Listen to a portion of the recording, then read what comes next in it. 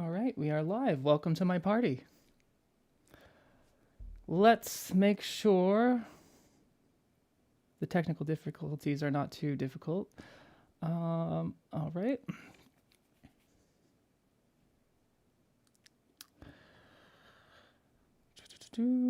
Let's see if it's working.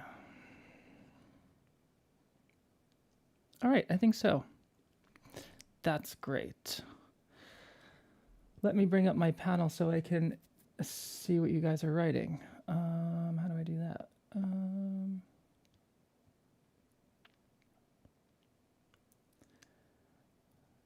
Window, comments and reactions.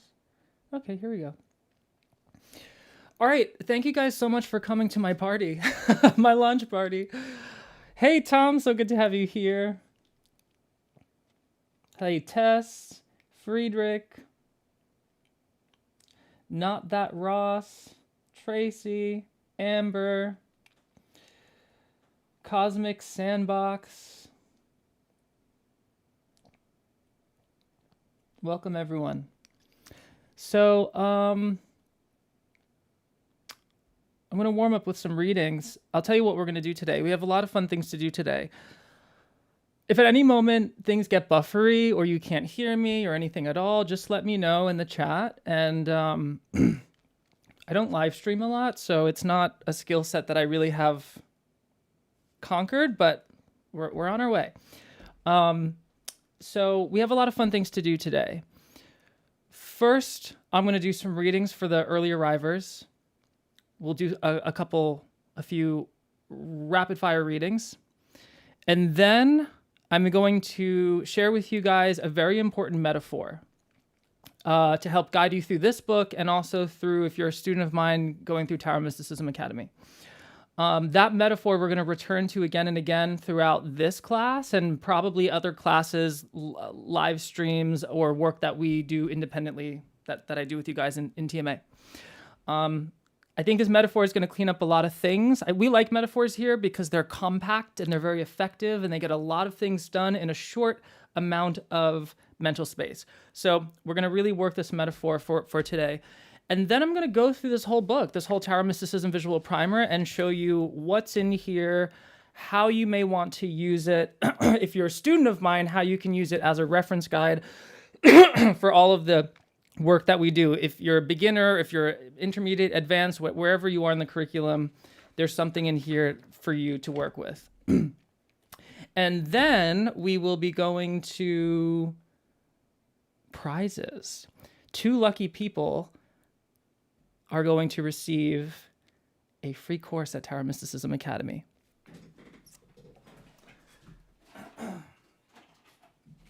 So if you've purchased the book today and you're on the YT Live, you'll have a chance to get a free course. So we'll do that at some point, and then we'll do a second one of those towards the end of the stream. And then we'll close off maybe with some readings again.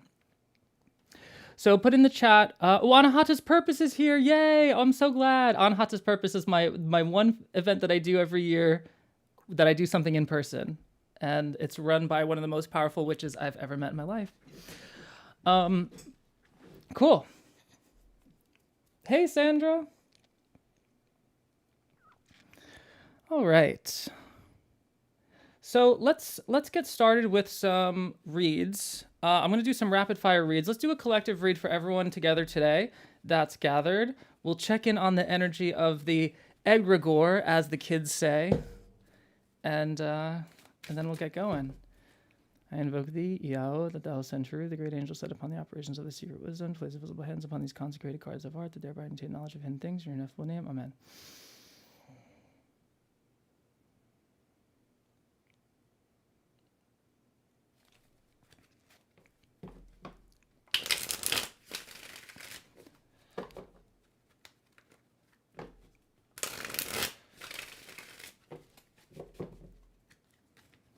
All right, here we are, Wheel of Fortune, up, down, and up again. So the big message here is this. When you go up, you have to go down to go up again, okay? There's a down in between the 2 ups.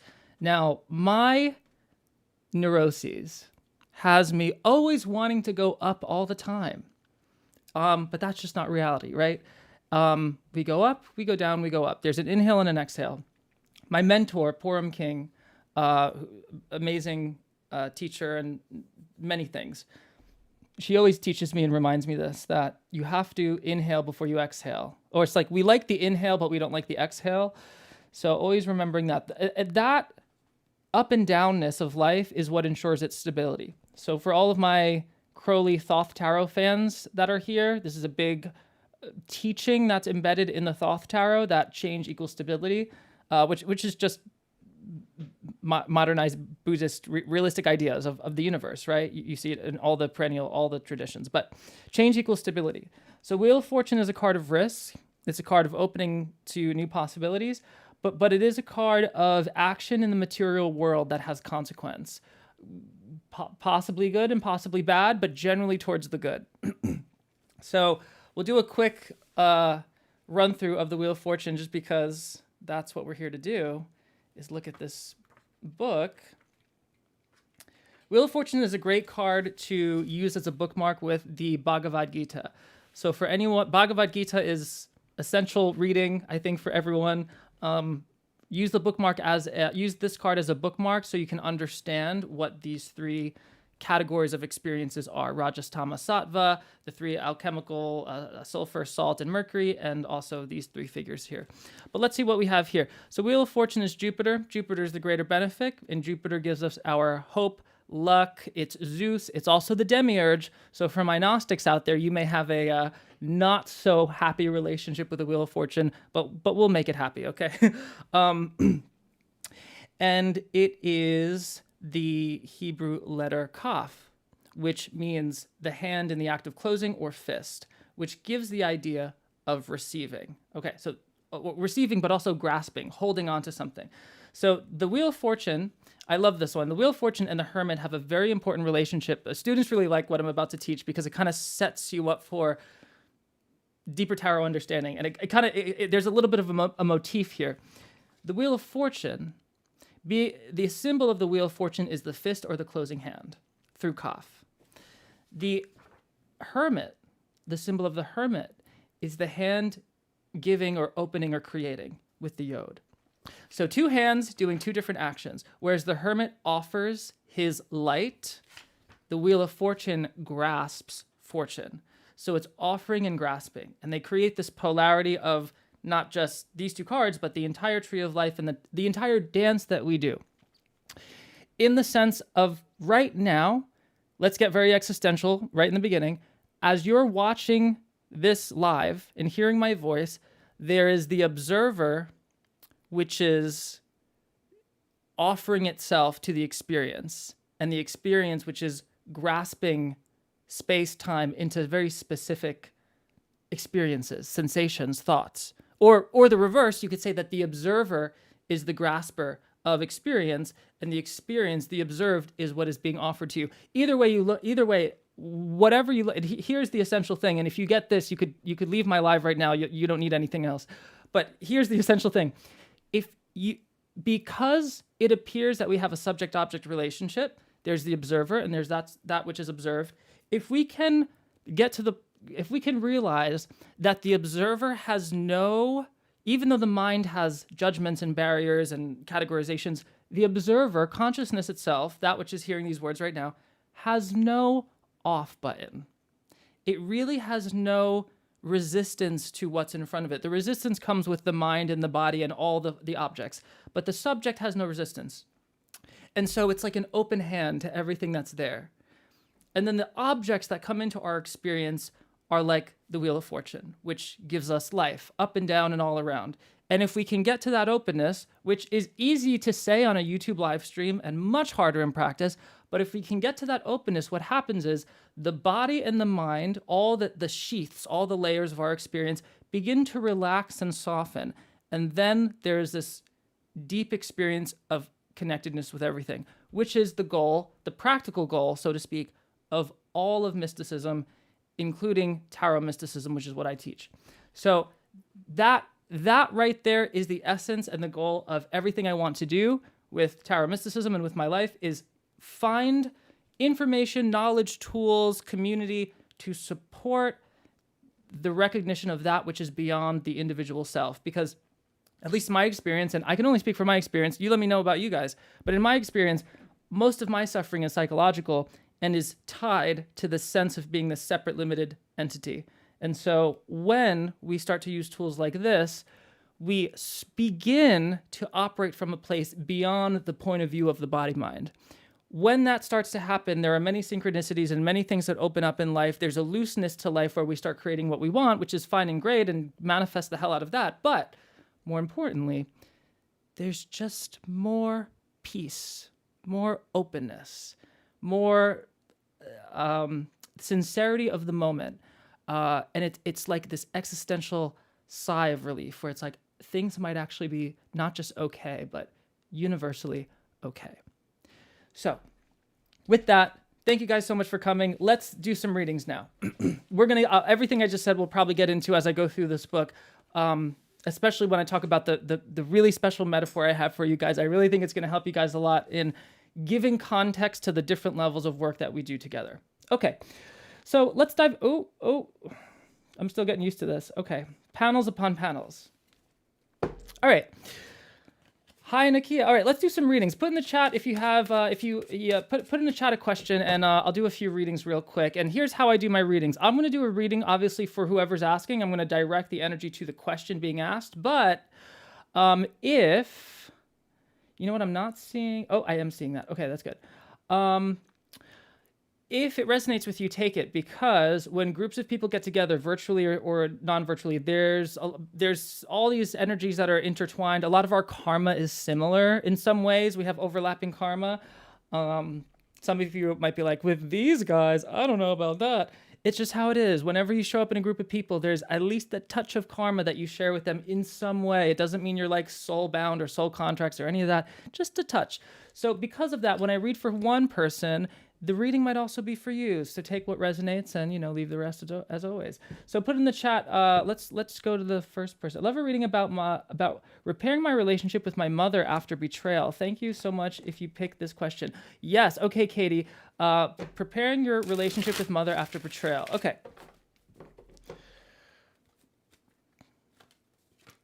Okay, so here's the thing that I'm seeing with you, Katie, and I'm also seeing this with your mother as well. So what I'm about to describe can be both of you, and that might be actually making the decision difficult. Both of you have emotions, but you're putting the emotions under your logical thinking. So here's what I'm saying. So King of Swords is a judge. So number one, off the bat, there's a lot of judgment coming from both sides. And listen, that's okay. Because family has one job, and that one job is to judge. I'm just kidding. There's many jobs that family can have, but one job that a lot of family shares is judgment for a lot of people. Their family job is to judge. That's how it is. So, I mean, generally, as generations go by, there's always going to be judgment, right? Like no offense, Gen Z, I love judging you guys. Just like I love judging millennials. We all judge each other, right? And I love judging, boomers. Generations are going to judge each other. King of Swords is the judge. But the King of Swords is showing a very contrasting set of values that the two of you have. So this is telling me that even though emotions are involved, simply because of the amount of values that are so contradicting, you can love each other without spending every day with each other. Okay? King of Swords is kind of saying there is opportunity for mediation over the next few weeks, but boundaries are going to have to be set up, and those boundaries have to be clear to you first before you even bring them to your mother. And maybe these are boundaries you don't even speak about. They're just your own rules of like, this is how much I let my mother into my life and to what degree. But I do, mediation, justice. We have a lot of air cards here, the lovers. So I think in the next couple of weeks, lots of opportunity for conversation, discussion, but mediation is the big word here. And you kind of have to just, there's always the love of, okay, you brought me here, right? There's always that love. But obviously compassion is the big cheat code here for you. Compassion is a tool for you just as much as them. So the compassion isn't just you see their suffering. It's like there's a comfort in knowing that the suffering that mom is going through is not just suffering that you are familiar with, most likely because of your connection, but also the whole human race is feeling in some way. It's just a human experience. So compassion will help a long way. But yes, opportunities for reconnection over the next couple weeks.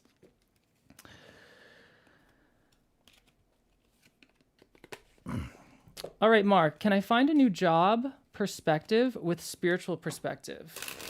I'm going to look into a job perspective with spiritual perspective. Okay, Four of Wands is the artistry behind events and community for you. So you have an aesthetic eye or a creative eye. There's something in you that's very creative. You know how to put things in a room. The Four of Wands, in this case, is showing me some talent with interior design, photography, maybe to some extent public image, planning, could be social media, but it's like event planning. It's like making a community have or supporting a community and having a positive experience. Three of Wands, okay, big connection here. 3 and 4 of Wands together is showing lots of fire. So it's saying be patient, but things are building. So if you're currently unemployed, 4 of Wands is a major success in about a month or so. But 3 of Wands is saying that you won't feel the success until beyond, like maybe you get the job in a month and then it won't be until 5 months that you're like, oh, this is actually where I'm meant to be. 3 of Wands is a slow burn. It's a slow development of something, but it's something that develops over time where you get to the point of like, I'm so glad I stuck this out because now business is booming. 4 of Wands and 3 of Wands can also be an entrepreneurial spirit. So if you're thinking of starting a business or or doing your own thing, great cards for that. But again, patience, community, patience and community. 4 of Wands is also saying set very clear goals for yourself. And like you have to have the direction. We set targets because they give us direction, not because people are afraid of setting goals. I always ask people, what's the biggest thing you want in life? If you could wave a magic wand, what would you like to have? Very hard question. And the reason why it's challenging is because, well, 1, most people don't know what they want, but 2, people are afraid of what they want. They're afraid to admit it because they're afraid they won't get it, or they're afraid to get it, or they're afraid of the process of getting it. So you have to have a clear goal. It has to be an honest goal, and then you have to work towards it, but it's going to be a slow simmer for you. But there's going to be achievement points along the way. You can gamify it. You'll see along the way it's going to be good. Boomer's still, I love Boomer. I love it. I love everybody. Yeah. No, really. I'm just saying in general, like when you get a King of Swords regarding mom or regarding generations, King of Swords is judgment. So we're looking at how values change, and no, you guys rock. All right, Sage, will I meet my life partner soon? Oh, Wheel of Fortune. Okay, so this is kind of a Hanged Man. Okay. Empress. Okay, this is saying not in the near future. Not in the near future. And not saying no. Wheel of Fortune is saying you'll meet people. You can date, you can meet people, you can have fun. Wheel of Fortune, Empress, these are very passive cards. These are very relaxed cards. Empress says love, but it's going to take a while. 10 of Wands also says you're either juggling, you're connected to too many people. 10 of Wands could also be not super clear about what you want or being burdened by the past or too much is going on. If you want to find love, you have to treat it like a full-time job. And I don't see the effort in like really finding the one. I see a lot of people going after you, though. I see a lot of people. You are number one on many people's lists. I'll say that. But I don't think any of them are going to be like, they're not going to quite do it for you. And I don't want you to distract yourself with one of them just to be with somebody. Let me go to... Okay, Anahata's purpose. What does the universe want to share about the AP26 experience? Ooh, this will be fun. Okay.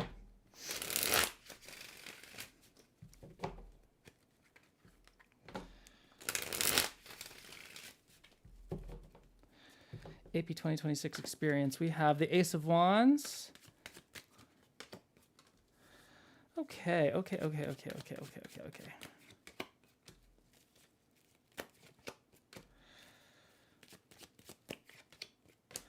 Okay, cool. Interesting stuff. So, a few things. New partnerships. I don't know if that's contracts, business relationships, but new partnerships with new people or organizations. That's going to be big. But there's an entrepreneurial spirit with this. So Ace of Wands, lovers, these two together are saying be open to Anahata's purpose extending beyond just the event and having its existence or vibe or energy branching into all different directions. Lover's card is all about branching and multiplicity. Okay, the Moon and the Ten of Swords and the Hermit. Okay, so Ten of Swords can be somebody that's been very supportive of AP for years, may not be able to do it this year or may fall back, maybe too many things going on. So be prepared for one man, one woman, one person down in your team. Not saying harm will come to them. I'm just saying like something may happen. They might be overworked with other things. Just be aware of that because the Hermit card is obviously our loner card.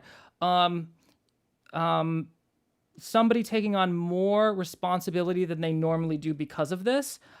This can also be because new things are happening at this event, things you haven't done before. So you taking on new responsibilities because you have to experience it firsthand for the first time, as opposed to having a team run something that is familiar to them. So Moon is great because it's new territory, but there's always risk with the Moon. So it's just the dangers of the night. You know, it's a very witchy card. It's a lot of deep stuff. Going further as well, 9 of Swords, 6 of Swords, 10 of Swords. So this is trauma, healing, deep work. With the Moon, the 10 of Swords, the 9 of Swords, the 6 of Swords. 6 of Swords is our last card. It's biting everything up. So with the 6 of Swords here, it's going to, this is Anahata's purpose, right? This here is taking people from one place to another.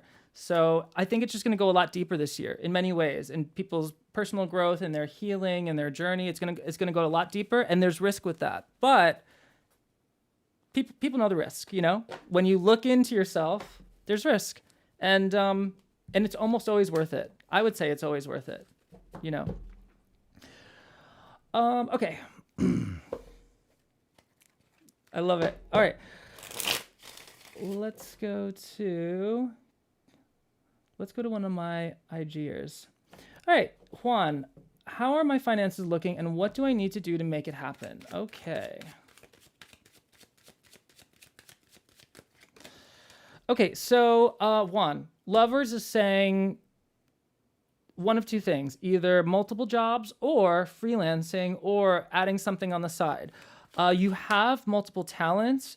You have multiple things you can offer. It's more than what you're doing now. So sometimes you have to ask a friend to say, hey, what am I good at? Because I can't recognize it in myself, and just have an honest friend tell you, like, this is what you're good at, this is what you suck, and have that being a starting place. Queen of Pentacles, great card for finances. So things are going to improve over the next couple months, but you have to make choices. The Lover's card is about choices. It's about your network. It's about moving forward. It's about connecting with people. Like going to someone and saying, yes, I want this. This is what I'm going to do. I'm going to commit to this. Lover's card can also be contracts as well. There's right? This is the Genesis contract, right? Between God and Adam and Eve. There's many things going on here. It's promise, it's contracts. So I do see a new job for you, but you have to make the choice. If I were to go into specifics now, transportation. Okay, here's what I'm seeing. Transportation, art, schooling, education, potentially daycare, working with kids, could be spiritual work. Those are just some things that are popping up right now. But again, you're going to have to make the choice for it. Okay. KDP, when will you become rich? You'll become rich when you believe you're rich, which is very much Knight of Cups. Knight of Cups is the believer. He's Pisces. The motto of Pisces is I believe. See, sometimes the reading comes out before you even pull the card. When you believe you're rich, but really, Knight of Cups it's the emotion, not the external circumstance, which we're going to talk about today, by the way. So when I give you guys the metaphor, hold on to that as we go through this book and think about what we look at together. Hello, Daisy. Welcome. Should I trust? Oh. Amen Tarot, should I trust people or should I think more about my soul? Why are they different? I would argue that to trust people is to think about your soul. But let's see what the tarot says. Hierophant says the same thing. Why is that? The Hierophant is the joining of matter and spirit together. See the two acolytes on the bottom? The two acolytes believe they're separate. The Hierophant knows he's not separate. Hierophant trusts them. They might not trust each other. Hierophant trusts them because he knows that the same soul is funneled into all three bodies in the image. Ooh, I like this one. I'm approaching retirement. I have no idea what to do with that freedom. I've worked since I was 16. Where will I find day-to-day meaning? Well, I have an idea. If you get my book, that'll keep you busy. But if you join Tarot Mysticism Academy, if you're not a student already, that will really keep you busy. Lots of stuff to study there and things to try and many, many fun things. But let's see. Hierophant is answering the call. So this is going to sound so cheesy and typical, but the Hierophant is saying, answer the call that you haven't answered yet, the call that's been calling you your whole life. Now's the time to do that. And you might not know what that is. So you can ask the universe, what's the call? What am I meant to do next? And let it simmer. Don't rush into answering it with your mind. Just ask it and just then forget about it. Really ask the question and then let it simmer. All right. I'm just checking something and then, okay. All right. Let's do like one or two more, and then I'm going to get teaching because I have a class to give you guys. So let's go to, is my yogic work in Cuba my true dharma? Ooh, that's a good question.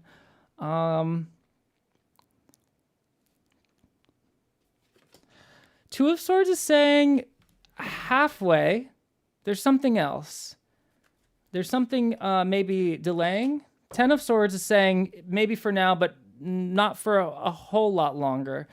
Or there's some piece of it. There's some piece of it falling off for something else. So it's like halfway there. You've built a foundation. Now it's like, where do you go from here? Which kind of, notice how these cards express the doubt in the question. Sometimes the cards just show us the energy behind the question itself, which then we can work with, which is actually an even more, I would say, accurate and mature way of divination. But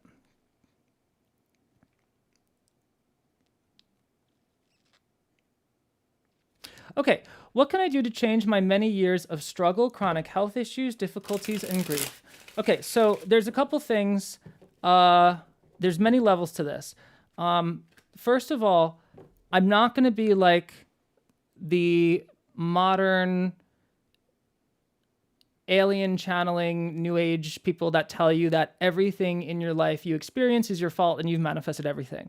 I don't go in that direction. I'm not saying that that's wrong, but I don't think it's helpful, and I think it's actually kind of gaslighting. However, here's what I'm going to tell you. There are, in my experience, and you have to look into yourself and look at your worldview, but in my experience of my body-mind, I have seen firsthand in myself and in my students and in my clients that we have more control over our mind and body than we are told that we have, than we are conditioned that we have. That I'm not saying we create everything we experience all the time, always, but I am saying we absolutely have more control than we were taught. And control is maybe not the right word. I would say maybe influence or maybe even creativity. We have more creative agency over our body, sensations, thoughts, and these layers of our experience. So that is a big step to know that. And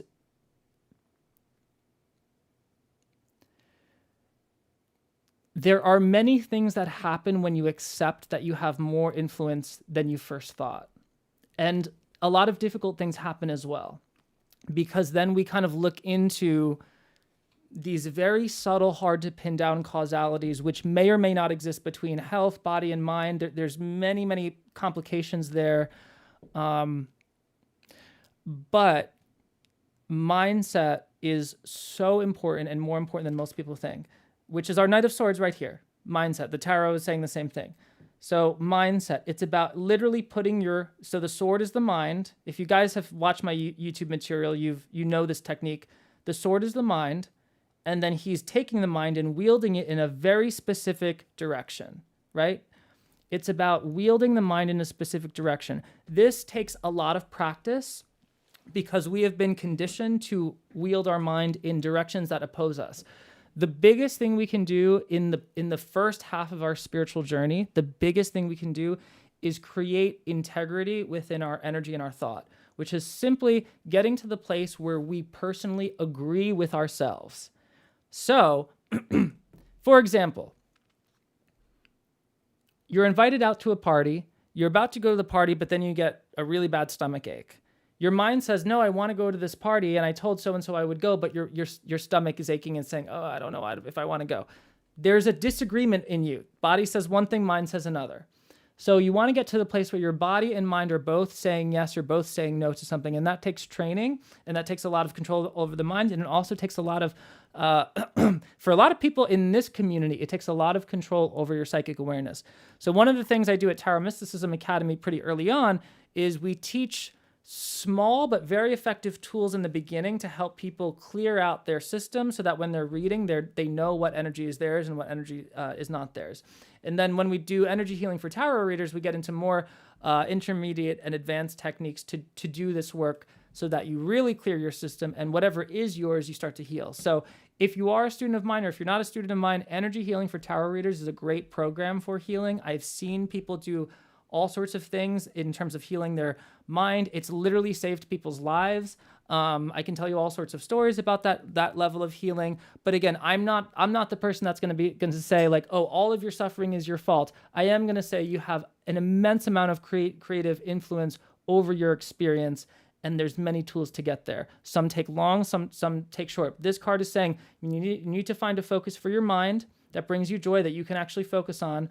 But yeah, there's many things out there.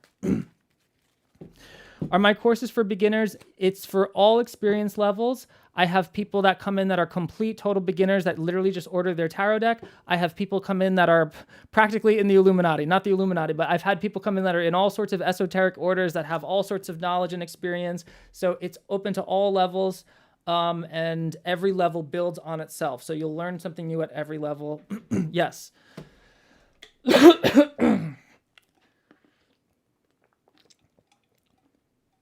Usually there's somebody in the chat that reminds me to drink water, and they're not here yet. So where are you?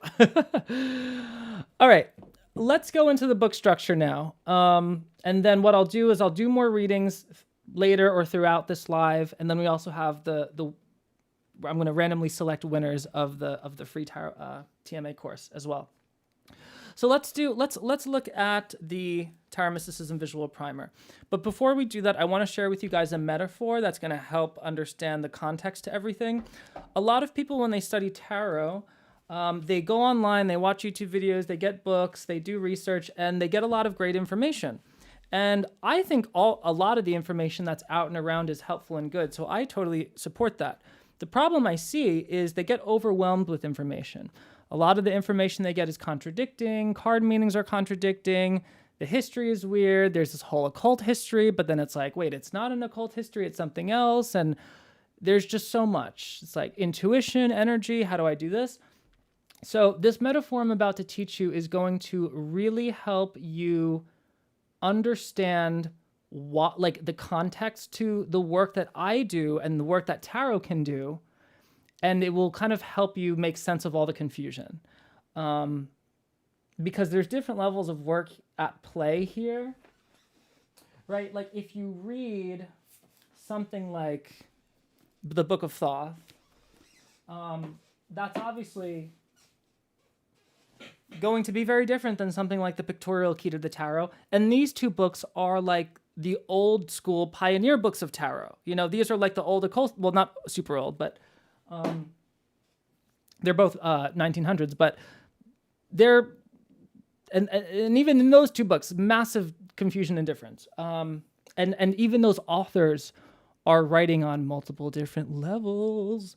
So that's kind of the game with esoteric. You say one thing, but you mean three other things. That's kind of the fun of the esoteric. So this metaphor is going to help you understand what's going on. So here's the metaphor before we go into the book. Actually, let me pull open All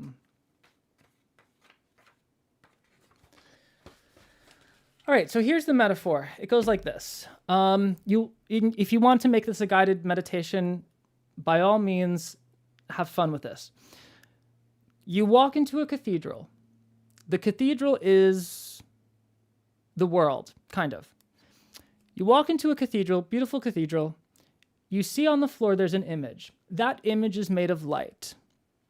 That image is your life. Your life in an image made of light. That light is pouring through a window. So don't worry about the window yet. Just focus on the image on the floor, which is your life, which is made of light. And that light, it's multiple colors. The multiple colors of light are pouring through a window. So multiple colors of light pooled on the stone floor of this cathedral, that represents your life. Okay. When you look to the source of that light, you see this beautiful stained glass window. That stained glass window has all of the different colors to create the image of your life, but they're compressed in a specific way in the stained glass window. When you look at the stained glass window, you actually don't see the image of your life. Because the image on the ground is distorted. It's kind of stretched across the floor, okay? So you see the image clearly on the floor, but when you look at the stained glass window, it's more of a jumble of colors compressed in a different way. So you have the stained glass window. And obviously beyond the stained glass window, you have the sun, the light of day, which is pouring into the cathedral, okay? So we have image on the ground, which represents your life. That image is made of light, and that light pours from the stained glass window. That stained glass window, the source of that light is the sun itself. So here's what this all means. For those of you that have followed my work, you know where this is going, and my students, you definitely know where this is going. The image on the floor is your life. That is the life that you see in the world. The world is the cathedral, but the actual glow, the light image on the floor coming from the stained glass window is your life, especially when you look at it from your point of view. So you might not be, maybe let's say the image is so big on the floor, this beautiful giant image of light created image on the floor. It's so big that you can't see the whole thing at any one time. You can only see pieces of it. When you're looking through the image of your life on the light on the floor, that's divination. Divination is looking at your life through this light on the floor and understanding it, seeing where it goes, seeing where the image leads, right? Because in divination, we pull cards and we get information about all sorts of things. We get insight about ourselves, people, places, the external world, past, future, all of the good stuff. Okay. Now, this is where we do a lot of divination. And in the first part of the book, this is what I call the outer duality. So the outer duality, the mechanical plane, this is where we interact with the world, the mundane world that we all sort of collectively agree on, that we go day to day. And the way that there's many important things on this level to do, like grounding and taking care of your body and doing stuff, right? Living and, brushing your teeth and paying your taxes and taking care of your family and all the good stuff there. Okay. Tarot as a divinatory tool is very helpful for this. And so in the part 2 of the book, I have a section on the core card meanings. And so these core card meanings can be drawn down into this outer duality, into how you perceive your life, and you can use the cards to get more information. That's called divination. We all know that one. But more so, it helps you see the patterns, the subtle patterns of what's going on. Not just like I'm doing a reading to predict something, but understanding the patterns itself. So for example, seeing how all the numbers represent different things in your life, in your circumstances, ace through 10, for example. Okay, so that's the external duality. Now, let's go a little bit deeper. So when somebody comes through Tarot Mysticism Academy, when by the end of level 1, they've essentially mastered the art of divination with the tarot. Like, they are able to read the tarot on pretty much anything in the conventional sense of tarot reading, like love, money, whatever they want to read on, they want reading for other people, reading for groups if they want, all sorts of methods, intuitive reading, systems reading, like they have it all. So that's essentially our level 1. Our level 2 begins in the inner duality. And let's follow our metaphor here. So we know that the first part of the metaphor, we see our life through an image of light on the floor of the cathedral. And we use divination to explore this image more fully. Okay. Now, there's a big step from here to the next level. The next level is when we say, wait a second, this image on the ground in this cathedral is really beautiful and all, and scary and terrifying and beautiful. It's life, it has all of it. And it's impressive. But where is all of this coming from? What if I actually want to change my life? I have the insight, I have messages, I have, the divine, my subconscious, whatever you want to call it. I'm using the cards, I'm grounding myself, I'm making better choices. That's all great. But what if I really want to make a big change? We have to ask, well, what is the source of the light on the ground of the cathedral? So what do? We look at the light and we see the beam of light from the ground going up to this stained glass window. And the stained glass window, we see the source of all the colors that are making up the image of our life. So, these colors in themselves are not the image of our life. They exist independently from the image of our life. And if anyone that has studied anything linked to Western mysticism or philosophy, this is going to be very much in alignment with all that, because all of this stems back to Plato with the ideal forms and the manifest forms, or aspects of Gnosticism, aspects of Qabalah, how God manifests itself downwards.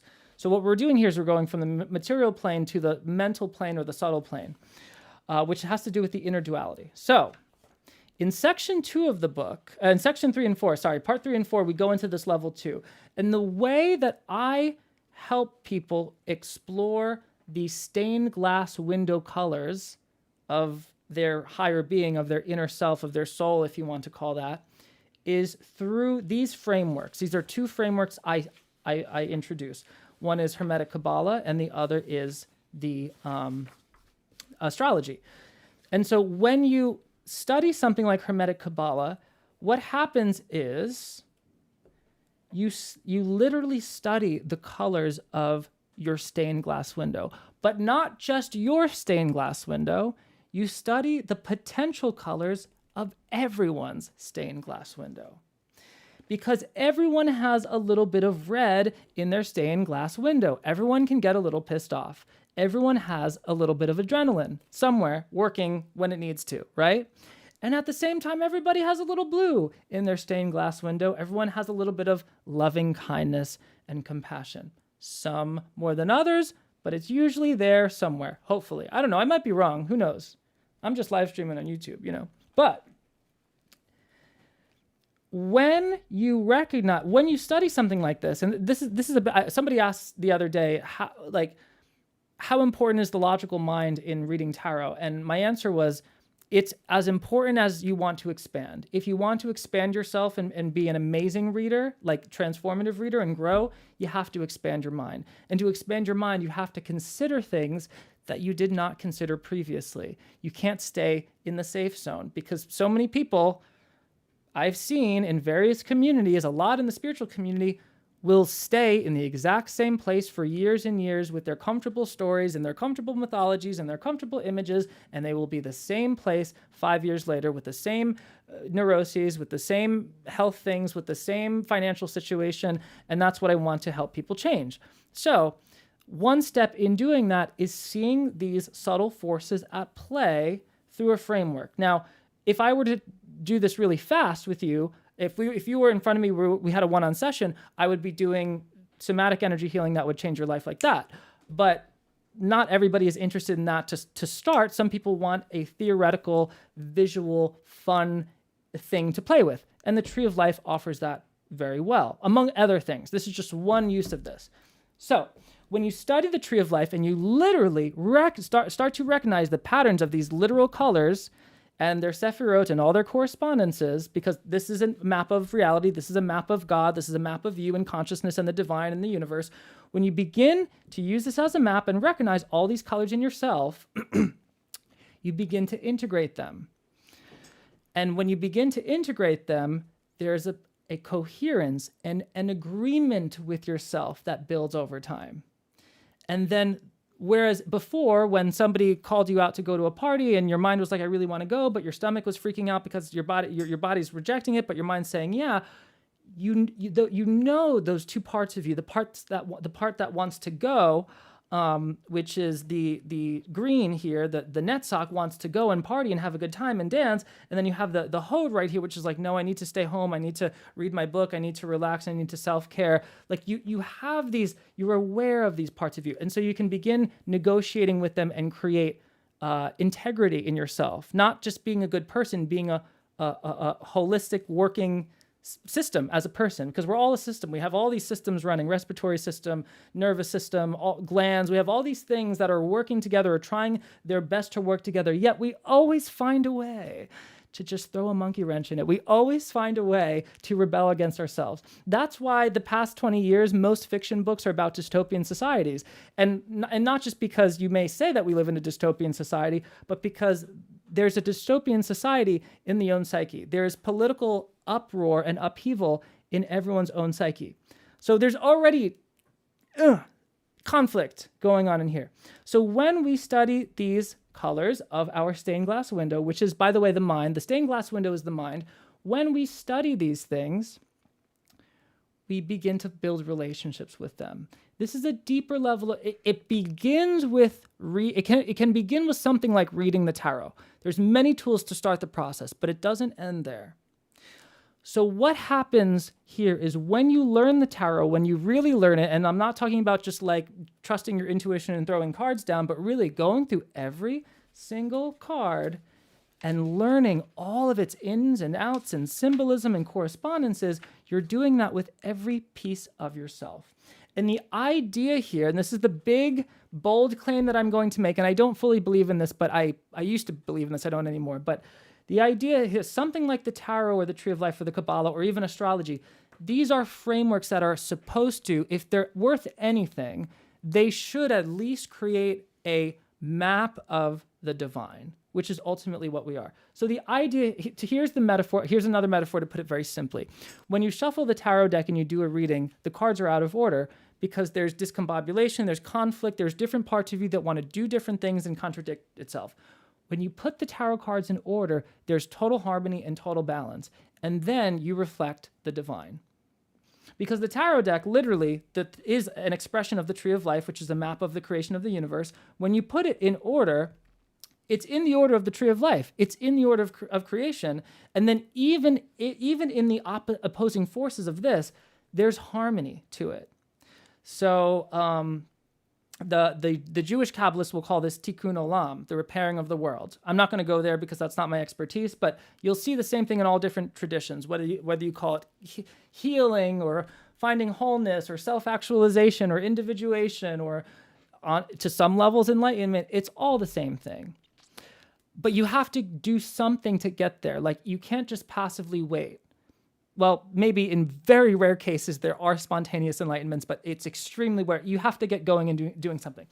So in level 2 of Tarot Mysticism Academy and in the level 2 parts of this book, it teaches you the correspondence of the Sephirot, the Kabbalah, the astrology. Now, this book is only going to give you a brief overview and a visual guide to all of this.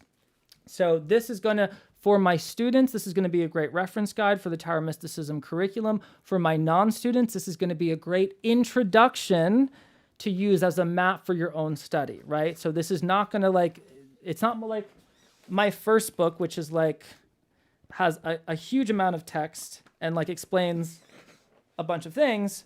It's a visual guide. It has information, but it's mostly a visual guide for references and meditation, contemplation, and all of that.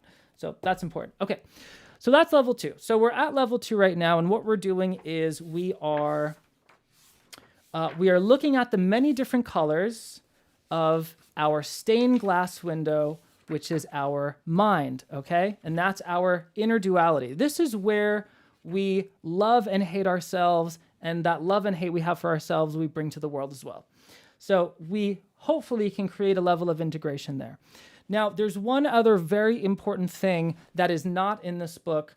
Well, actually, there's a lot of things that are not in this book. This book gives you the what, but the how, like this gives you the general map and the general information, but the actual how you actually do this process, that I can only do in Tarot Mysticism Academy through like an extended period of time.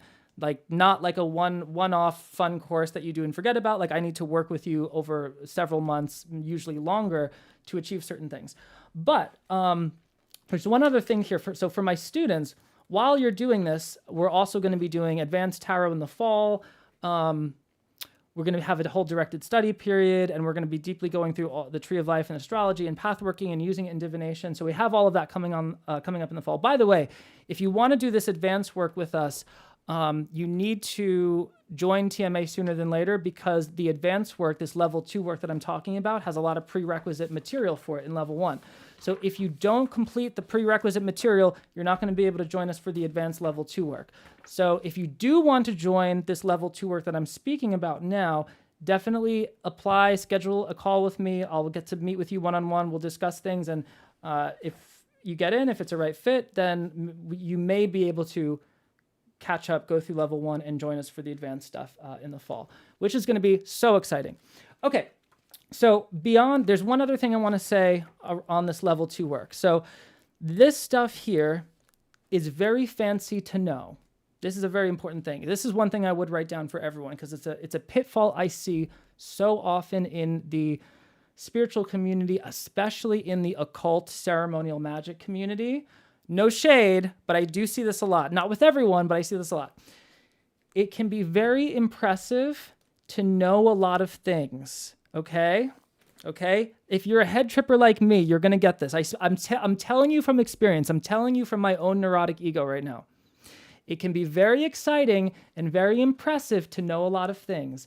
Knowing things and doing something with that knowledge are very different things. So I knew a lot of things for 10, 15 years. I was studying the tarot. I was reading all these occult books, and I really thought I was the shit. And maybe in some ways I was, but I really wasn't. But I knew a lot of things. And when I magically met my mentor, which is a whole nother story I'll tell you in another live, or if you're a student of mine, you probably know the story. I magically met my mentor, and that's when my life was completely reset. My life was brought to my knees, and she was there to help guide me. And then I actually learned how to take this stuff and do something with it. And that's what made me go from doing drugs every weekend, one bad relationship after the other, being broke, to partner of my dreams, home of my dreams, career of my dreams, best-selling book, and maybe best-selling book number 2. We'll see. But anyway, and if you want to see the transformation, the before and after picture, just look at my YouTube content from like 8 years ago. You'll see it. Okay. So this is very important. So this book is going to give you a lot of information. The information alone is great. Like, you'll have this reference for so many things, but you have to do something with it. So at Tarot Mysticism Academy, what we're going to be doing this fall very soon is we're going to be, well, actually a lot of people have already done it, and people are going through the courses and the classes and everything. We're going to be learning how to take this knowledge and bring it in 2 directions. 1, going downwards for divination. 2, going upwards for inner work, path working, and then also all the energy healing. So actually taking this and using it to encounter all these colors in our stained glass window in our mind, integrating them, befriending them, and over time removing more and more conflict. So somebody asked earlier today in the chat, they said, when am I going to find happiness? When is life going to get better? I've had a lot of health issues and this and lots of stuff. There's things in that you may not be able to control, but the things that you can control are the stained glass colors of your mind's window. You can control the different aspects of yourself and what they think and feel about each other. And that's what this book is about. If you know how to do that,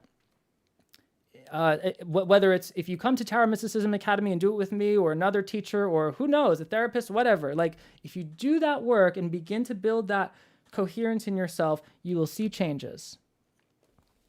Now, there's one other thing I want to mention while we're in level 2 and while we are on the level of the stained glass window. The stained glass window is great because it's all the different colors, but there's a faster way that I have found to integrate a lot of these inner aspects of ourselves, and that's with energy healing. And I've done a lot of different energy healing work, and it's all been great. It's all been helpful. I think it's great. For me personally, I find a lot of energy healing work to be helpful because of there's a psychological element to it. There's a placebo element to it. There's a cultural element to it. The energy work we do at Tarot Mysticism Academy is somatic. It is grounded. You will feel it. And it's one of the techniques that my mentor taught me early on. We did it together, and I was like, it was like in 5 minutes, I was like, some of the biggest traumas of my life just left my body. And I was like, oh my God, I need to know everything about this. This is, because you know how you have those experiences where you're like, this is important. I need to know everything about this. So that was me years ago. And then eventually I brought it to the TMA community, and we've seen all sorts of things happen. It's literally saved people's lives.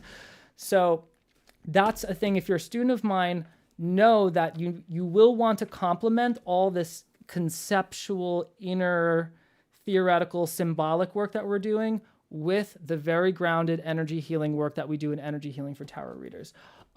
For my students and non-students who are interested in this, I'm not sure yet, I think we may be doing an energy healing for tarot readers at the end of January of 2027.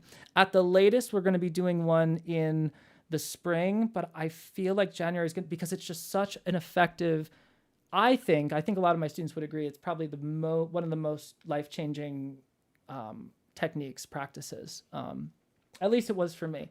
It's really good for tarot readers and mystical misfits because it is an embodied practice, which can be challenging, but is so important. Like, I wouldn't be here without those techniques. So that's level 2.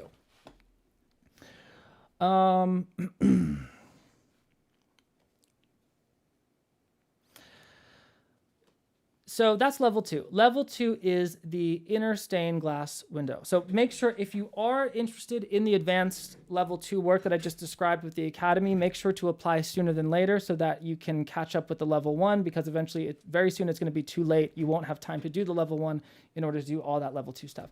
So anyway, let's come back to our metaphor. Let me put that in the chat actually, because I always forget to do this.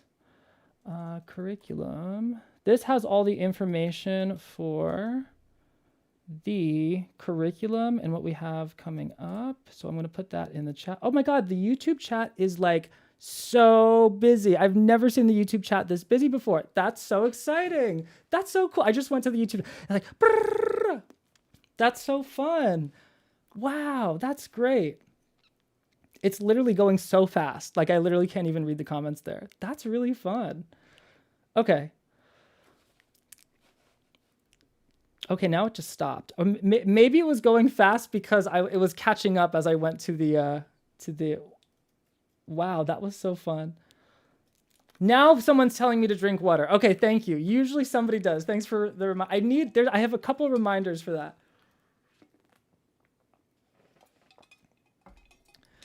All right. Cool. Oh, did we freeze on the YouTube? Let's see. Oh, no, it looks like it's working. Okay.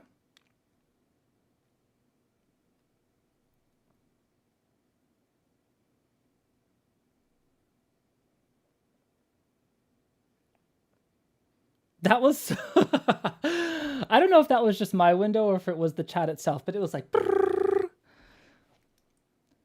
It looked like the chat, like when you go on to, if you're a geek like me and like occasionally play video games, like when you go to like a Nintendo Direct and like the guy's talking about the new games and everyone's like, oh my God. All right. So yeah, that's level 2. There's now one other thing about this inner duality, this stained glass mirror of the mind. It's massive. It is massive. Like the way that psychonauts and psychologists and I don't know, all sorts of inner work investigators. Psychonaut is the name for it. It's like they're like astronauts. Like the astronaut goes on the moon and discovers new things and goes out into space. The psychonaut goes within themselves. And there's just so much, right? If you read like Carl Jung's work and the Red Book, and there's just so much there. There's so much there. And for many people, there's a lot there that they don't know about that's going against them again and again and again. And you, even if you only shift like a tiny amount of energy in this subtle realm and this inner duality, you can create massive amounts of change in your external world. Like everything that I'm doing now with Tarot Mysticism Academy came about because I healed like a chunk of things. And like I'm still on the journey, I'm still working on things, but like just a little bit more integration when you open up the hood of your psyche, a little bit more, it goes such a long way. It's crazy. Okay. So that's the stained glass window.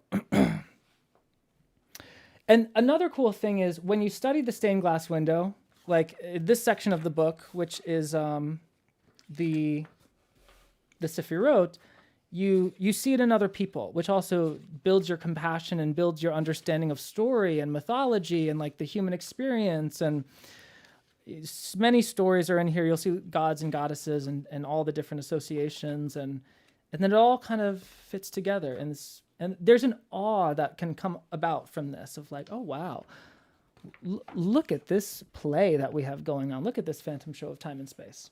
Okay, so that is the stained glass window, which is the mind or the inner self. That includes all of that. Before I go into the next level, do we have any questions on the light image of our life on the floor of the cathedral or the stained glass window?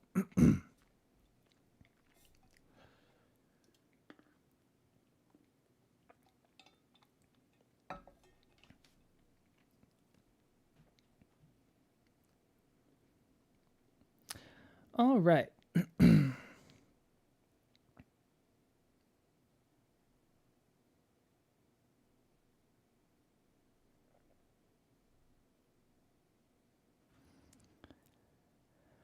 Okay, let's see.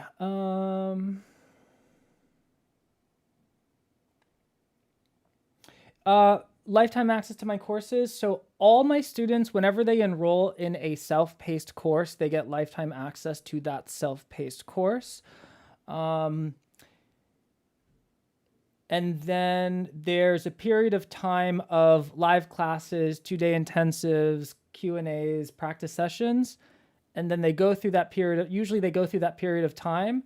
And then after that period of time that they can continue on like a really cheap subscription basis. But it depends on the program. But the actual self-paced courses, they have lifetime access to.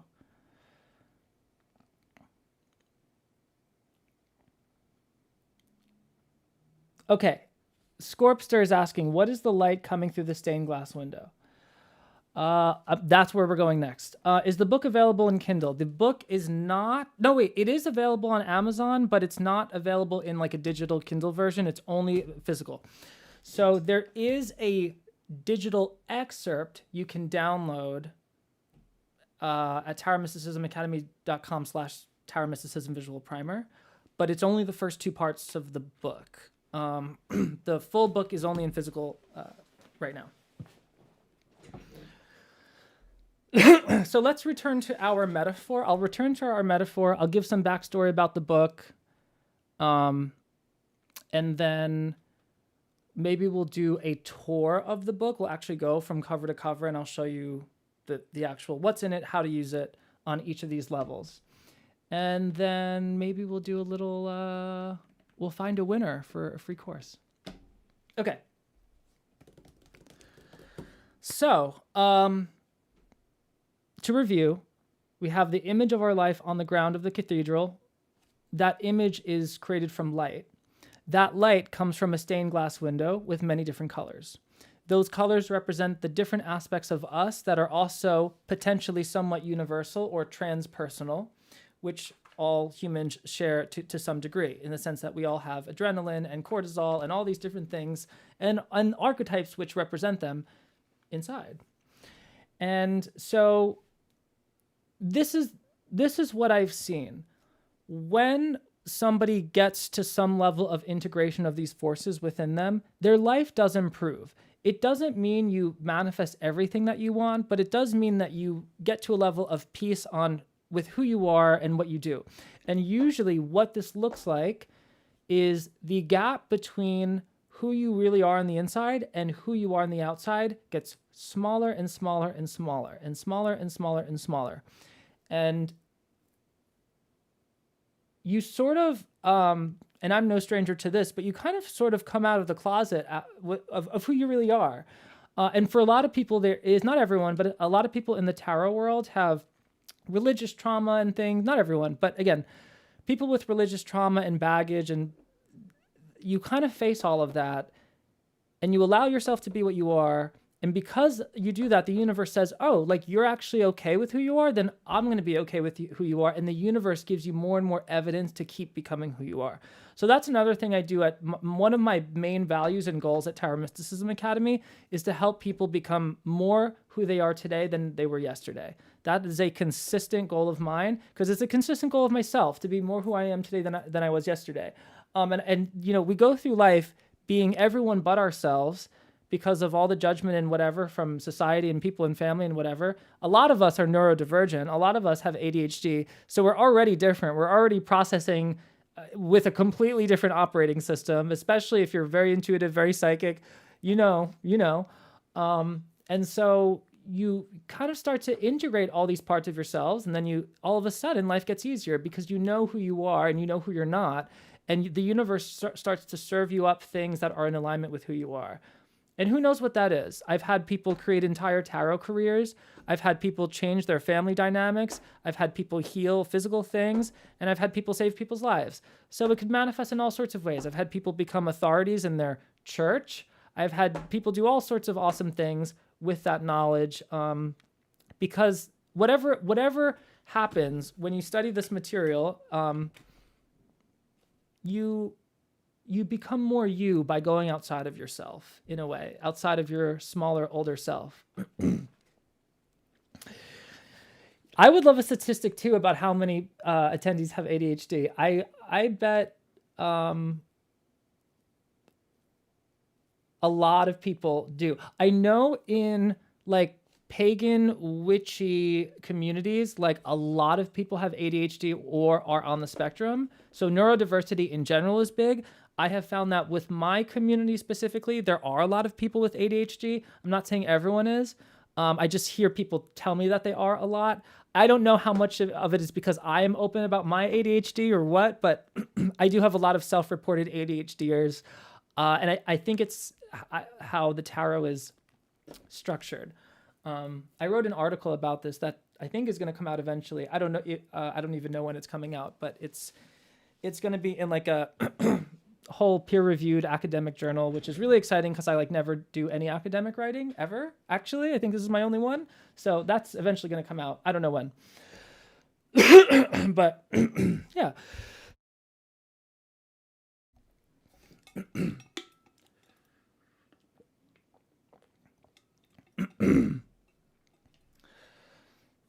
Okay, so let's return to our metaphor.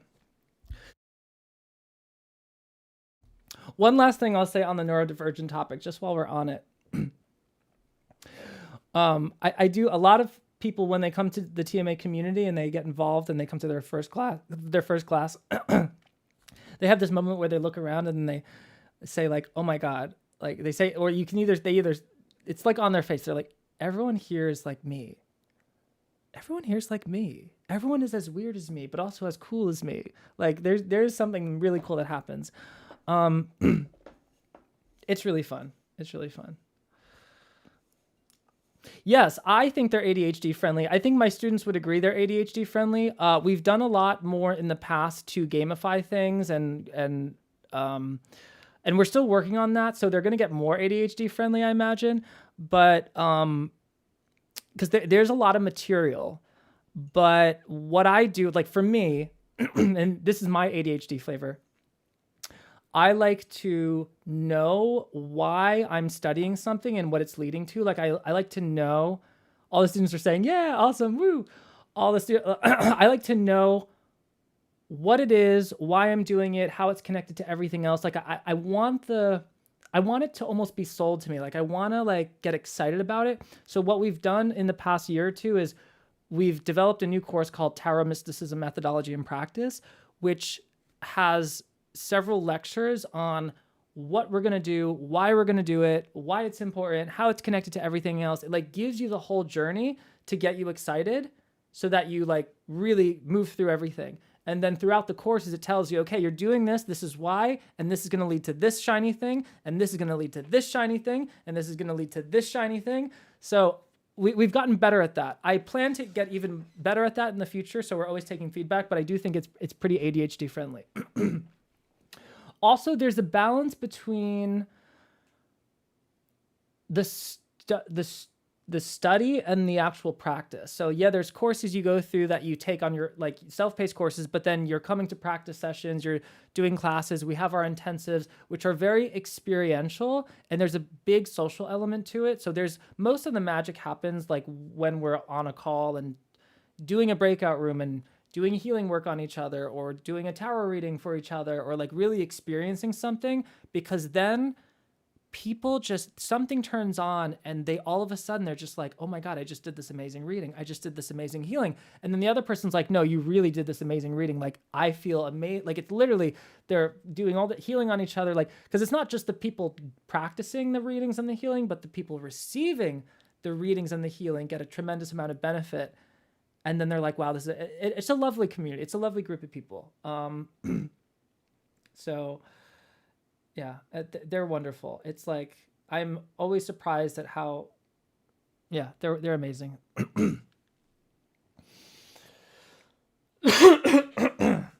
And it helps you keep going too. Because a lot of people with ADHD, they kind of get excited and then they stop, but having a community that's going in one direction, it, you pick up the vibe and you just keep going and you learn things and it's great. So if you're interested in that, I'll put the link in the chat on where you can, for my non-students, on where you can apply to the school.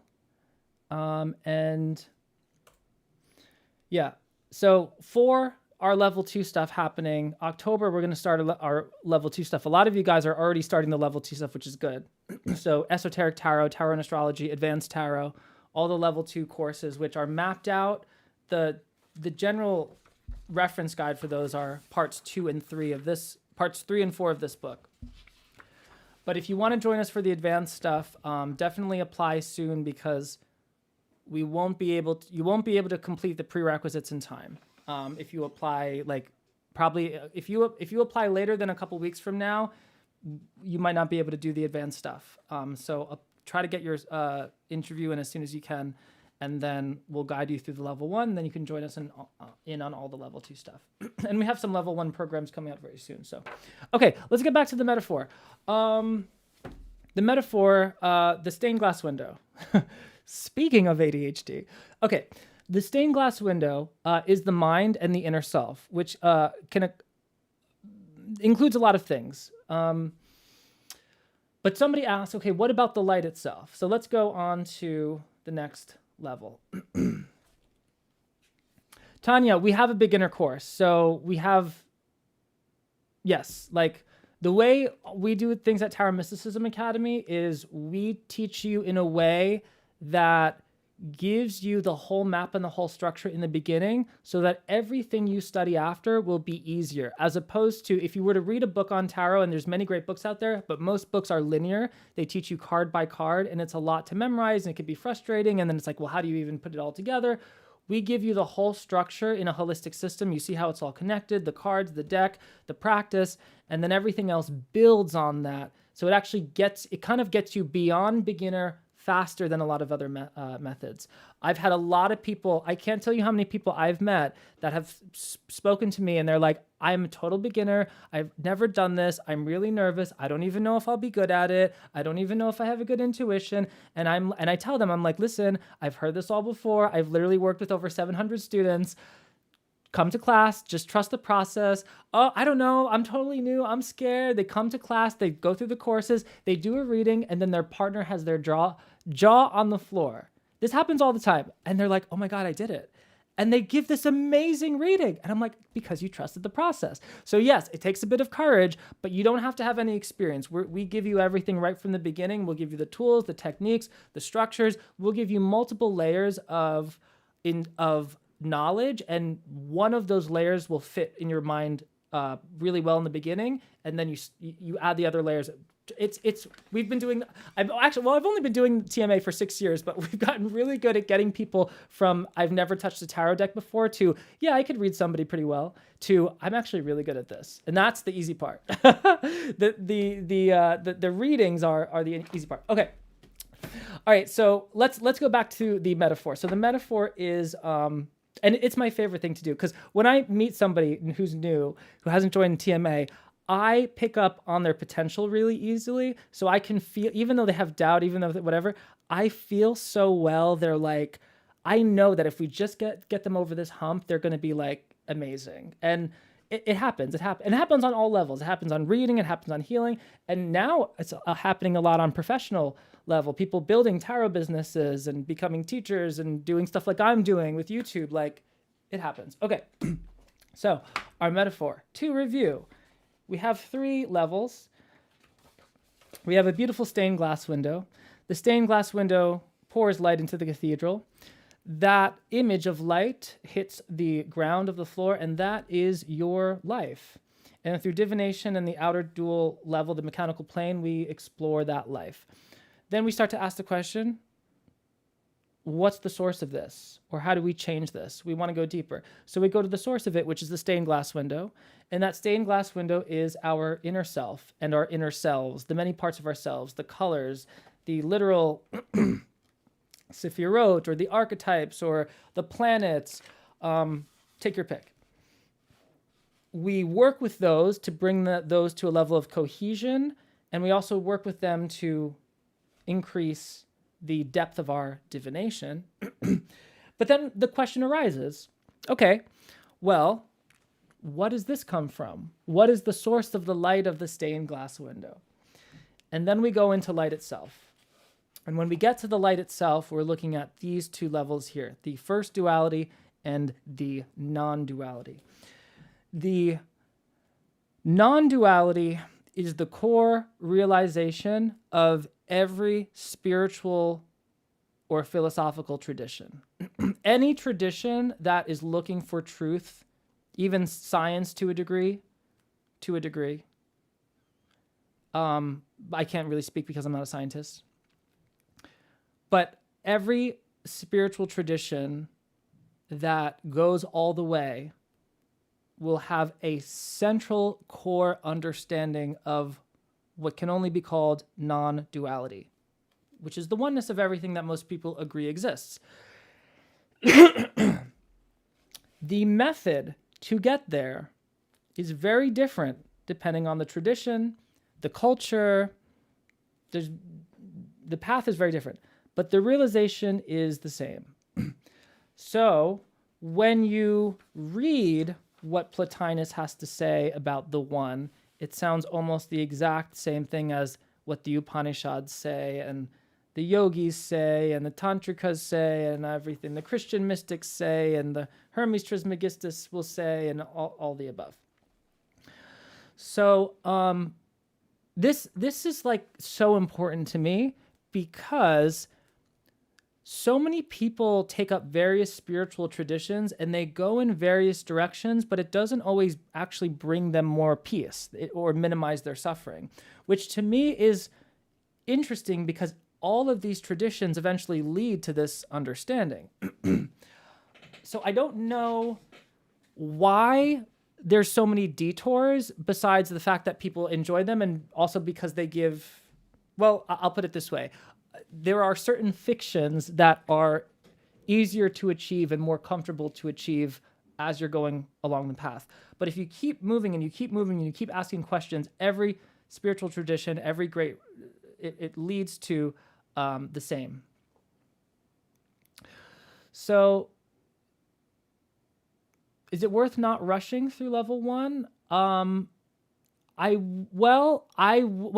Let me see. Oh, I'm sorry. I thought you were a student of mine, so I was going to give you a different answer, but then I looked at your profile picture, and you're not the student of mine, so I'm going to give you a different answer. So you won't want to rush, but you don't need everything in level 1. So we would direct you on the most essential things to learn for what we're doing in the advance. So you would do a portion of level 1, you would go through the advanced material, and then you would come back to finish whatever level 1 you didn't finish. So that's possible. There are things in level 1 that will take longer, and there are things that will take shorter to achieve. So we have it struck, like, I can get you reading tarot confidently in probably like a couple weeks. But then there's different layers to reading the tarot that I can teach you over several months that are good to learn, but not essential right in the beginning. So we kind of curate that for you. Okay. Let's talk about, what was I talking about? Okay, so non-duality. So there's different paths to get to the non-dual understanding, which you can't even communicate, right? Because it's non-dual and all language is dual. If we use something like tarot, it is usually a scenic path. It is a path of studying the cards. It is a path of symbolism, association, story, archetypes, inner work. There's a lot to do along the way. We really smell the roses. And I would argue that those interested in the path of high magic, ritual, ceremonial magic, which most of modern tarot comes from. I know people are going to potentially debate that, but it's true. Most modern tarot has its origins in Western esotericism, occultism. That is also a scenic path. That also people will argue, that people will say that ceremonial magic is a fast path. I disagree. I think it's a very slow path, which is fine because it's fun and there's benefits and it's interesting. Yeah. So if we were to go directly to the non-dual understanding, there's really just one method for that, and that's direct pointing, or the direct path, or self-inquiry. And that path has been around in various traditions for a long time, Advaita Vedanta being the big one, but we see it a little bit in Hermeticism. We see it in the pre-Socratic philosophers as well. That path simply is a matter of asking the question, what am I? And of course, it's more to that, because if you ask the question, what am I, and you're not enlightened, well, you ask it in a different way, you consider it, you find a teacher, you listen to the Swami, you channel Hermes Trismegistus. Part 5 of this book talks about non-duality. I just shared with you briefly what the direct path is, and so there's a few traditions that I very, very, very briefly introduced, but I almost didn't include this section in the book, but I know that this is a little bit my personal interest, but I know a lot of my students are interested in this as well, so this is included. It gives an introduction to the non-dual understanding and some philosophical arguments for it. And then it introduces you to Parmenides and my commentary on Parmenides' poem. And then a brief introduction of Advaita Vedanta using the framework of the Mandukya Upanishad. And then the little section on Hermeticism. The purpose of this section of the book is to introduce you to the non-dual understanding through quotes, through understanding the framework. So from something like this, you can then go and read the Corpus Hermeticum or read the Mandukya Upanishad, and well, that's going to require the support of a Swami most likely, but go a little further into all of this. You might ask, well, what does this have to do with tarot? Well, the truth is the tarot expresses the manifestation, the path towards the non-dual understanding, or the celebration of this non-dual understanding. In the Tarot Mysticism Academy, there's something that we've done, but we haven't done it in a long time.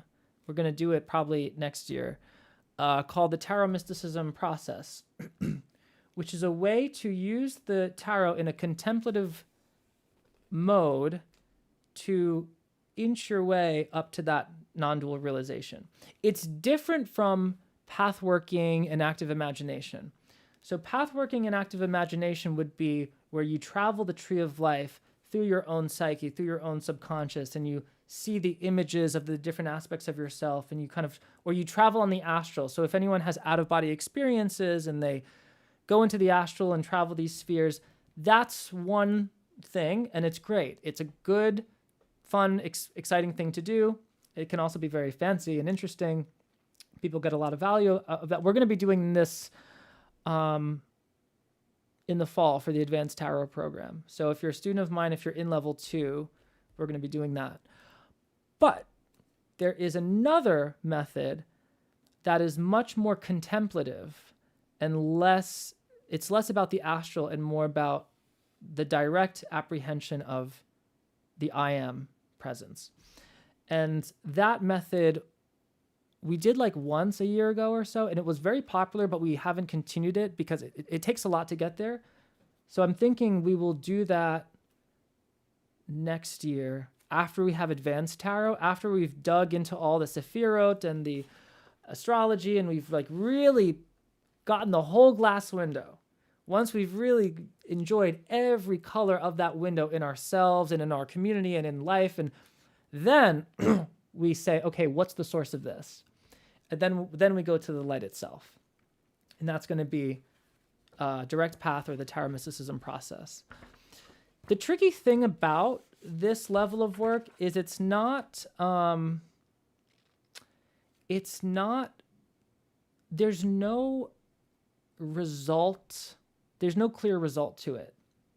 So for example, it's not like you travel up to Keter on the Tree of Life, and then you experience this divine image of God, and then you come down and you're like, oh my God, I just had the experience of this divine image of God, which was this giant whale with infinite eyes, and the eyes were everywhere and fractal, and that's cool. Love that for you. And if you want that experience, I hope you have it, and there's ways to have that experience. But the problem with that is if there's you, and then there's an image of God, which is this giant whale of infinite eyes, where's the unity in that? So you're still in that subject-object trap. So this contemplative work is where we use the tarot not so much as a tool of imagery and symbolism, but as a tool similar to that of the Mahavakya. And the Mahavakyas are the great sayings of the Upanishads, and there's other great mystical sayings too, if I can find them. Here they are. They're in the book. I also talk about these in my first book, I think. These sayings here are attempts to point you directly to your true nature. And so the idea here, definitely in traditions like Advaita Vedanta, I would argue Hermeticism as well, because there's 3 stages to this. Actually, Advaita Vedanta and Hermeticism have this almost the same 3 stages, which is you listen to the knowledge, you philosophically work it out in your mind, and then you contemplate it. Once you've done all 3 of those, then your mind and body have this openness to truth, and then when the teacher tells you you are that, boop, then you're enlightened. That's the theory as in those traditions, in a nutshell. But these are the sayings that are that attempt to do that, and there's modern ones as well. The way A Course in Miracles, for example, opens up is it's the same thing that you read in the Gita and all these different things. So you can use tarot as a tool, just like these statements. You are that. Nothing real can be threatened. Nothing unreal exists. Herein lies the peace of God. The all is the universal power of infinite extent and infinite in potency. a God so great that all his parts are infinite. Name any place and he is already there. The self is Brahman. The Tathata of the Buddhist. These are all attempts to help point you to that true nature. Some are more direct than others. Yeah, I have not seen people use tarot for this. I'm sure people do, but I have not seen it. But this is a really experimental way to do that that I'm really excited about. So this is level 3. So we talked about level 2, which is the stained glass window, which is all the many inner parts to ourselves and our psyche and our astral energy body, etc. And then level 3 is seeing what is the light itself. So the direct path would be going to the pool of light on the ground of the cathedral and just recognizing that it is light and you are that light. It's all just light. But a more progressive path would be to study the tarot and the tree of life and the astrology and the symbols and read for each other and have so much fun and all the many fun things along the way. So that's the big metaphor, and those are the 3 levels that we teach in Tarot Mysticism Academy that are briefly mapped out in the Tarot Mysticism Visual Primer. So yeah.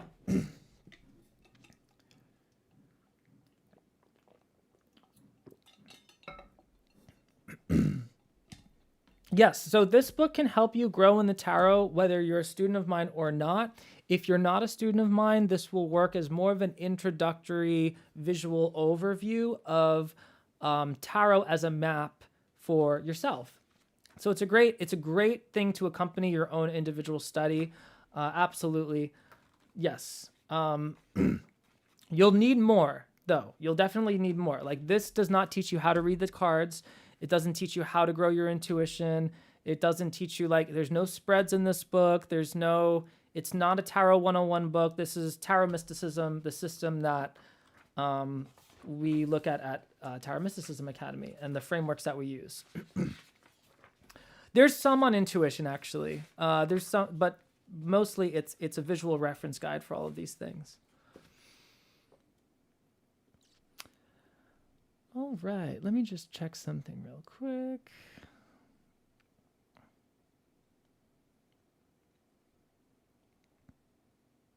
All right, we got that. Da, da, da, da, da. Okay. And I think what I'm going to do next is we probably should do our first prize winner, right? That's probably the exciting thing to do. So here's how we're going to do that.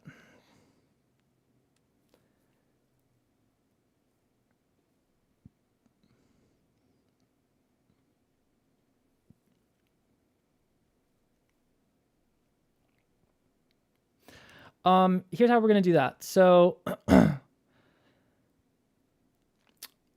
what we're going to do is I'm going to select a random person in the chat to receive a free course at Tarot Mysticism Academy.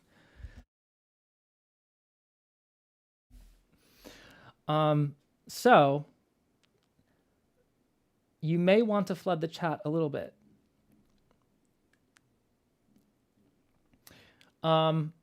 Put in the chat who wants a free course at TMA.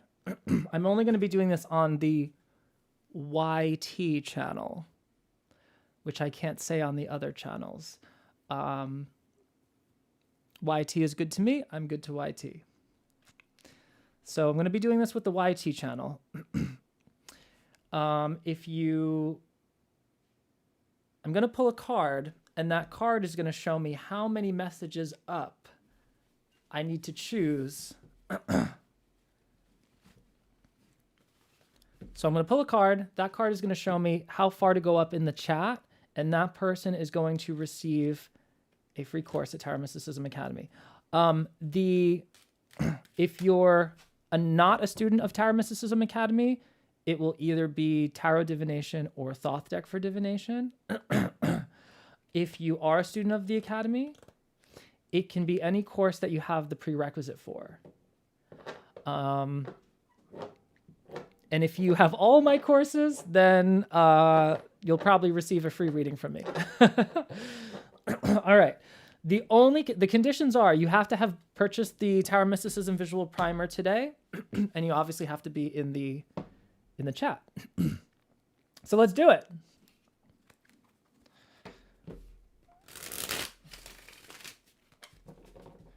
Alrighty, here we go. Keep in mind, there is a little bit of a delay on the YouTube from my feed. So I'm going to go off of the actual chat that I'm seeing on the YouTube page. All right, here's the card, is the Lovers. Okay, Lovers is 6. So we're going to start with 1, 2, 3, 4, 5, 6. All right, I got it. The person is Corey Guy, Koreekguy. So Corey Guy, if you have purchased a Tarot Mysticism Visual Primer book today, you get a free course at Tarot Mysticism Academy. Here's how you can claim it. Okay. To claim it, shoot an email to support@tarotmysticismacademy.com. So write that down, Corey Guy. Corey Guy, are you there? Did we get a Corey Guy? Write down the email support@tarotmysticismacademy.com. And then shoot us an email. Send us a screenshot of your book purchase, and then my team will help get you set up with one of the divination courses. Let us know if you want to do a Rider-Waite-Smith course or a Thoth course, and they'll get you set up with that. Just give them a few days. They will get back to you as soon as they can, but they will get back to you. All right.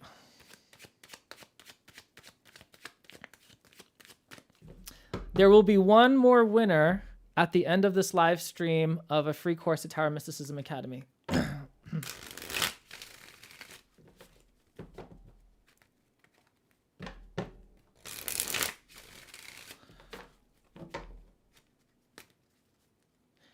And if you have an interview with me and you want to enroll in the academy, what we'll do is, depending on what you enroll in, we can still give you a free course on top of if you end up enrolling in like a full program, we can still give you, because most of our programs combine multiple courses with classes and intensives and other fun things. So if you are enrolling in Tarot Mysticism Academy, we can put the free course on top of whatever you might enroll in beyond that. Okay, what else? Any questions about Tarot Mysticism Visual Primer or anything else before I kind of start going through the book a little bit more? What's the word? What's the word? Granularly. That's a really great word, granularly. Okay, so the book is for sale on Amazon. I'll give you guys a little bit of backstory about the book. Let's do that and how to get it. So I'm going to put the link in the chat of the primer of the book. I'll put it on both channels that I'm speaking to. So let's go to YT. So I'm going to put the link in the chat. That's going to have a bunch of Amazon links. So just find whatever Amazon link works for you. And where else? Let's put it in can I put it in the IG one? Yeah, let's do that. If you're watching me on IG, if you click the link in my bio and then click Tarot Mysticism Visual Primer, you will see it. Yes, I teach how to shuffle like that too. That's fun. All right. So what happened with the visual primer is, you guys know that I have a lot of free material on my YT. I have free ebooks, and eventually I started to print out my free ebooks to create these guides just for my own reference, and people really love them. And for several years, I had people asking me to take my ebooks and make them into physical versions. And I've had students asking me for a physical version of the Tarot Mysticism Academy textbooks. The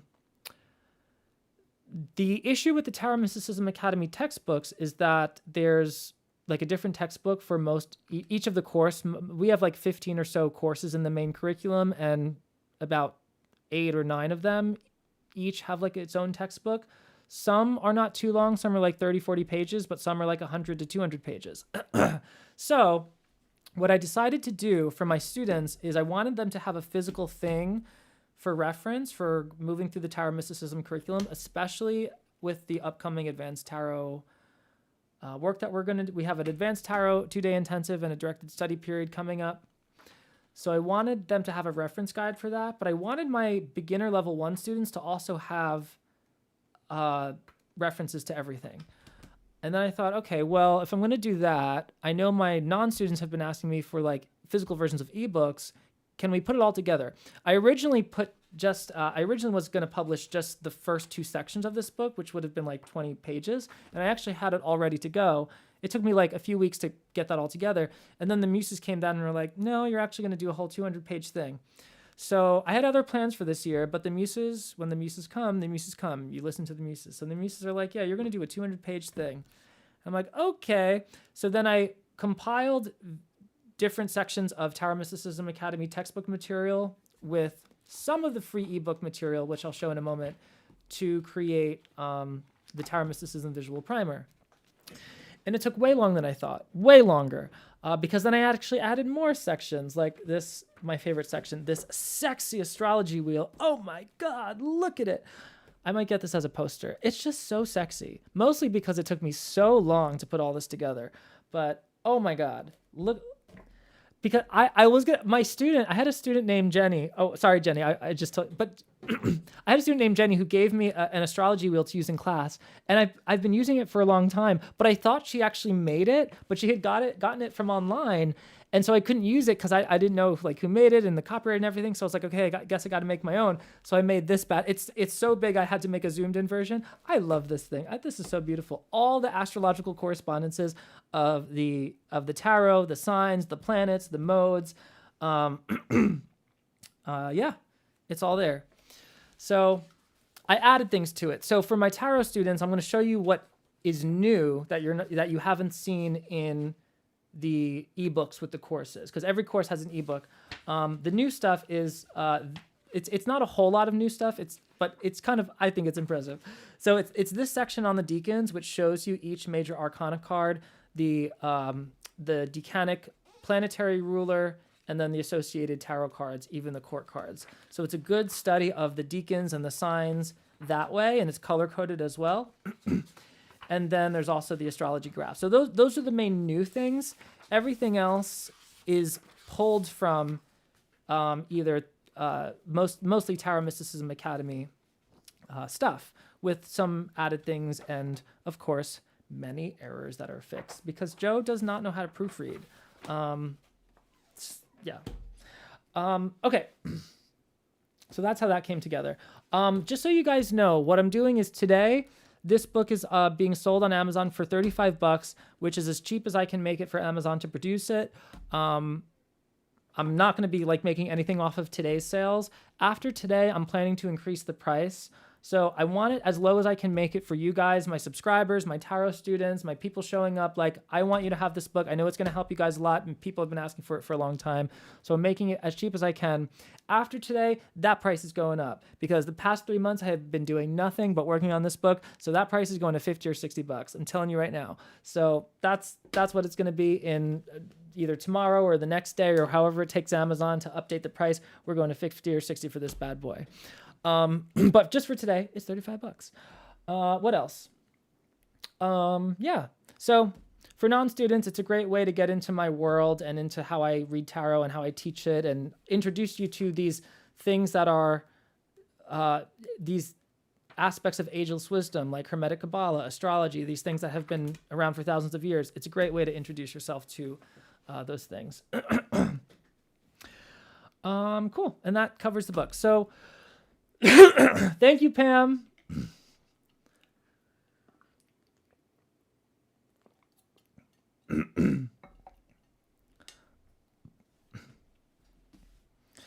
Yeah, I was so surprised at how much work it took to put this together, because I thought, oh, well, we're just going to take, because most of the Tarot Mysticism Academy textbooks are in horizontal. So I had to take all the horizontal, reformat them into vertical.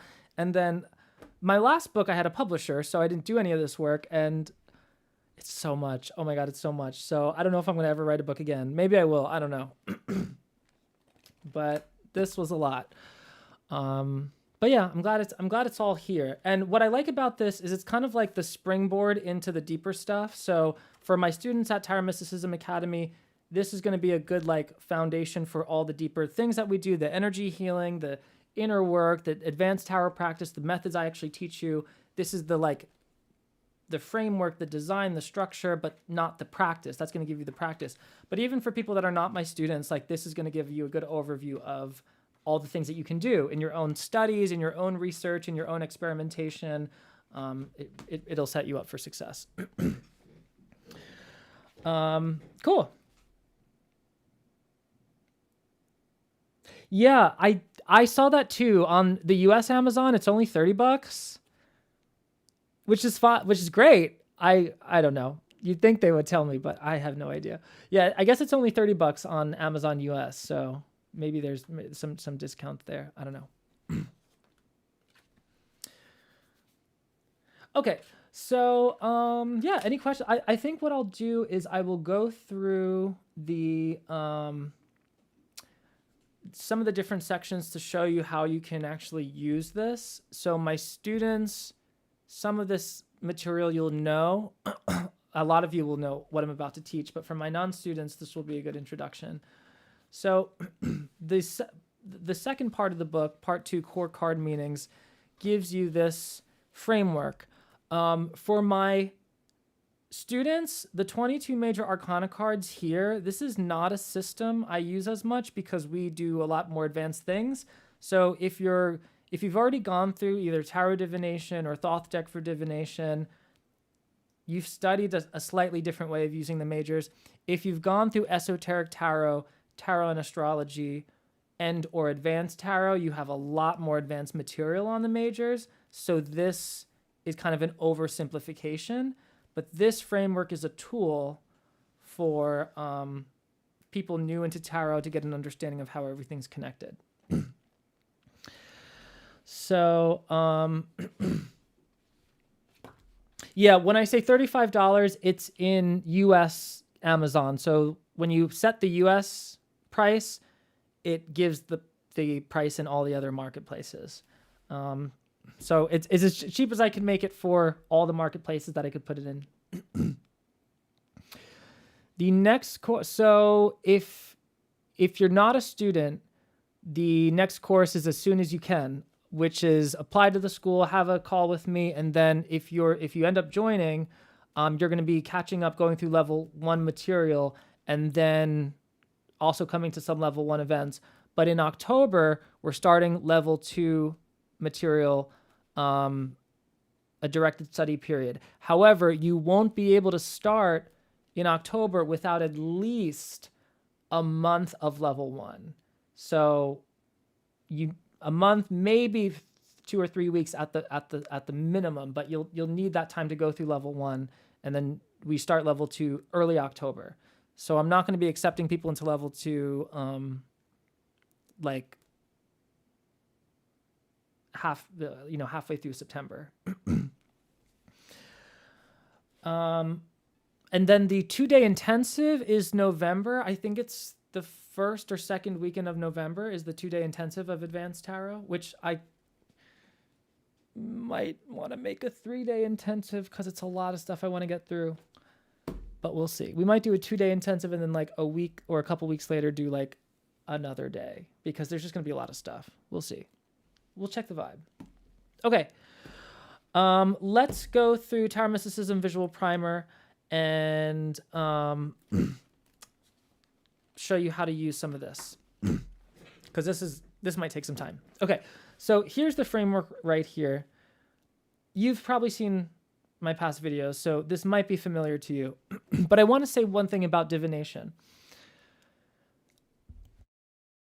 If you look at some of the best divination systems and some of the oldest divination systems, you will notice a recurring pattern, which is that divination systems tend to take 2 sets of categories and multiply them. Here's what I mean. Let's take the I Ching, for example, which is, I think, humanity's oldest known divination system, the I Ching. There's your trigrams, and there's 8 trigrams. I don't remember the details, but I think there's fire, water, wood, sky or heaven, earth, different things. There's 8 of them. When you combine those 8 with another 8, you multiply the 8 by 8, you get 64. So when you multiply 8 trigrams by 8 trigrams, you get 64 hexagrams. You're multiplying categories to get more units of possibility. This might be a stretch here, so if you're a chemist, feel free to clock me on this. But I think that's how the periodic table works too, like the periodic table of elements. I know it goes in order of how many protons, but like even though it goes in order, there's the category of how many protons it has, but there's another category, another axis of category that also happens. And then it's like you're looking at the harmony of the universe, right? Or is that a stretch? I don't know. Let me know, any scientists out there, but I'm pretty sure that's how it works too. So tarot follows the same logic. It multiplies one category by another, but it does it in multiple ways.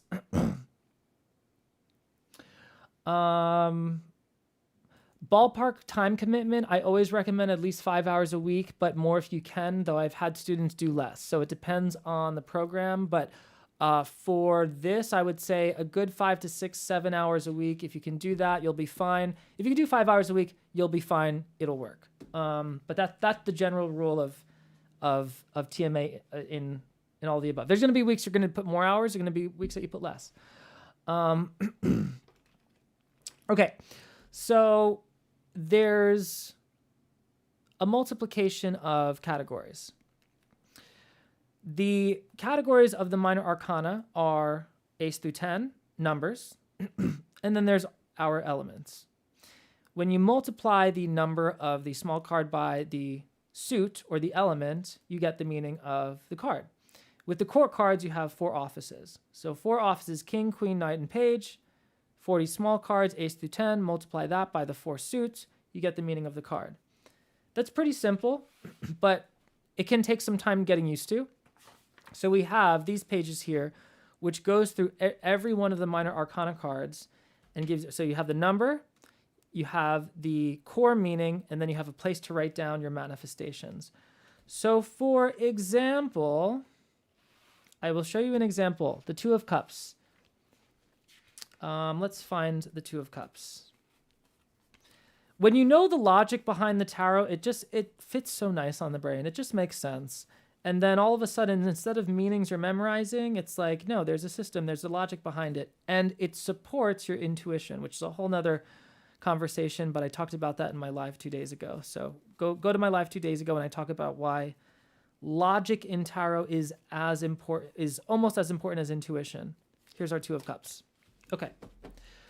So here's our 2 of Cups. The 2 of Cups we know is a card of love, right? But why? Well, let's go to the number. Number 2. Number 2 says a focused force of. A focused force of. What is it a focused force of? We go to the suit, which is the suit of Cups. We go to the suit of Cups and it says Cups, connection, love, emotional life, intuition. Love. It's a focused force of love. You go to 2 of Cups here. In the suit of Cups, it says 2, a focus on the beloved. So you combine the meaning of the number with the meaning of the suit, and you get the meaning of the card. Can you tell that I've taught this literally hundreds of times? I love it. But it's a really good system to, especially for beginners. So for beginners, this is going to give you a logical structure of understanding the tarot, which is really, really helpful. For seasoned readers, this is going to deepen your core, your meaning, your understanding of the cards, because you might have read somewhere that 2 of Cups means love or a relationship, but it means more than that. It means a focus on the beloved, which is more abstract than simply a relationship. A focus on the beloved can be me looking at my sour Skittles and having my mouth start to water. That's a focus on the beloved. So the 2 of Cups can represent Joe's love of sour Skittles and other sweet things. the list goes on, right? But the core, the goal, there's a couple goals with this. One is to learn the card meanings in a structured and sophisticated way. But two is to get deeper meanings from the cards. Because then Two of Cups doesn't just mean relationship, it means the focus of the beloved. Now, for my Thoth Tarot people out there, I didn't forget you, because you can also use this book for Thoth. It is a multi-deck system. Because I teach the tarot from this source material, which is, and by source material, I don't mean the Magi's wrote this 1,000 years ago and I magically channeled this. No, I'm talking about the core ideas that are behind all of tarot, that if you research enough, you start to see these, that everyone has access to, the archetypes, if you will. Because of that, this is applicable to pretty much any tarot deck. I'm looking for the Two of Cups now in my Thoth deck here. So the Two of Cups here, you can apply this information to Thoth. So with the Two of Cups, for example, you have two, which is a focused force, and then you have Cups, which is love, and so two, a focus on the beloved, which is exactly what's happening in the Two of Cups. We see these two fish looking at each other. One has the eye of the sun, one has the eye of the moon, and they're in love. And why fish? Because fish are sacred to Hermes, and Hermes is connected to the number. He's connected to number 8, but he's also connected to number 2 and the Logos. And all the twos of the tarot are connected to the Logos, which is the oomph of the tarot. The oomph of the tarot is the focused force in the twos. See how we connected relationship to sour skittles to Logos in the universe? That's the type of thing we do here. My student, this is why at Tarot Mysticism Academy, we go there. Two of Cups is not just a relationship, it's the focused force behind the desire for the beloved, which includes both the sour skittles and the divine Logos, the word of God itself. See how fun this is? This is what I mean. We go really down, really up, really all the way. Okay, so this is the core card meanings that's going to help you with that. In the Tarot Divination, so for my Tarot students, in the Tarot Divination course and the Thoth Deck for Divination course, the courses go much more in-depth with each of these. It goes card by card, going through the number, going through the element, some symbolism as well. Like, it's a much more in-depth exploration of all of this. So this is a good reference guide, but after you go through one of the divination courses and you go through the workbook, and it's a whole different workbook, but when you go through that, each of these will be like a portal into all that knowledge. So when you're reading the tarot and you pull the Two of Cups, the energy of the number 2 and the energy of the element of water and the Suit of Cups are going to show you more than if you were to just read in a book. Two of Cups means relationships, partnerships, contracts, blah, blah, blah, blah, blah.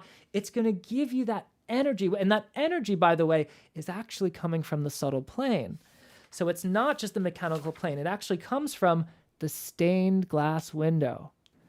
When you study these patterns, you begin to see the colors within the colors of your stained glass window. And the energy of the card is not just a message that mysteriously comes from a force you don't know. It comes from a force you know, which is your stained glass window, which is your mind reflecting the light of the divine.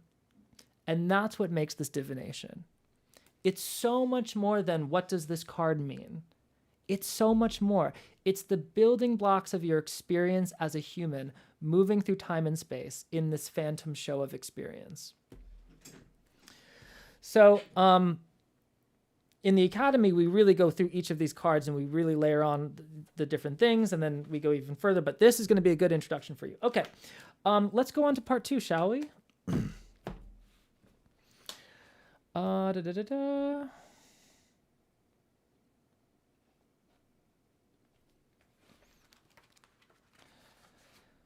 So part 2 is, no, this was part 2. Part 1 is Perennial Philosophy. Part 2 is Core Card Meanings. Part 3 is Hermetic Qabalah. So let's take a look at Hermetic Qabalah, and then we'll just keep moving forward. So here's the thing about Hermetic Qabalah, and this is the hill that I will die on, as the kids say these days.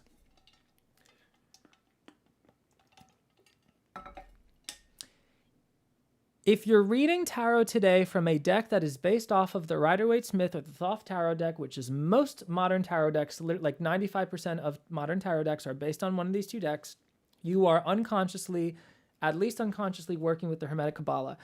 Not everybody likes to use Hermetic Qabalah in their tarot. It's totally fine. You don't have to. You don't have to. But it brings tarot into a whole nother level of understanding. And if you follow my work and you're as ambitious or as neurotic as me, you want to go as far as you can, as deep as you can. And that's what the Hermetic Qabalah supports you in, that level of depth.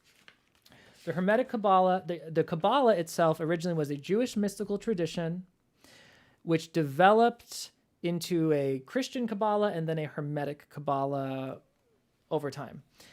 And over the past, where are we, 2026? So over the past 250 or so years, 300 years, there has been an occult development in the tarot where French occultists started connecting the tarot to the Qabalah. My claim here is not that tarot and Qabalah come from the same source, unless we're talking about the divine itself. If we're talking about the divine, of course it comes from the same source. But in terms of like a historical, magical, like, ooh, the sacred magi of Egypt, they put this all together, I'm not making that claim. If you want to make that claim, you can. I'm not making that claim. The claim I am making is that because the systems of Qabalah and tarot fit so well together, that tells me that they point to something that transcends both of them. And if you study a lot of mystical literature, you will find that tarot and Qabalah are not the only things that fit so well together. So the only reason why you would ever want to read a bunch about mysticism is to see all the angles different mystics and sages have achieved in a vision of God, in a vision of the ultimate and the divine. And to me, when you keep seeing all these perspectives, it's like reading 10 blind men trying to feel out the elephant. You get more and more of an understanding of this universal existence that we all partake of. So tarot and Qabalah are just two examples of this larger conversation that I always have about perennial wisdom. But they fit so well together, and they were a little, intentionally fitting. People have intentionally put them together, but it's very interesting how it works. So what this does is, in the Hermetic Qabalah, the main tool is the Hermetic Tree of Life, which is a model of reality and the divine and God. It's literally the anatomy of God, but also but in so being the anatomy of God, it's also the anatomy of you through Adam Kadmon and all of that. So it is reality. For neurodivergent mystical misfits like myself, this is really good because it gives a model, and we love a good model. We love a good visual model. And when you superimpose the tarot onto the Tree of Life, it literally says the exact same thing. Part of this is intentional through its history, and part of this is not intentional. Part of it, you will find connections here that were not consciously in the art necessarily, though it's hard to say, who knows? Because I think Pamela Coleman Smith put in the Rider-Waite-Smith imagery things that she just channels herself. Same with Lady Frida Harris on the Thoth deck. But anyway, it becomes a map of reality. Now, there's many things you can do with this, but there's two main things that I want to talk about. And I'm going to give you another metaphor that's going to be very helpful. Water, ice, and vapor, okay? The three states of matter, gas. Studying the Hermetic Qabalah in this way is like the water.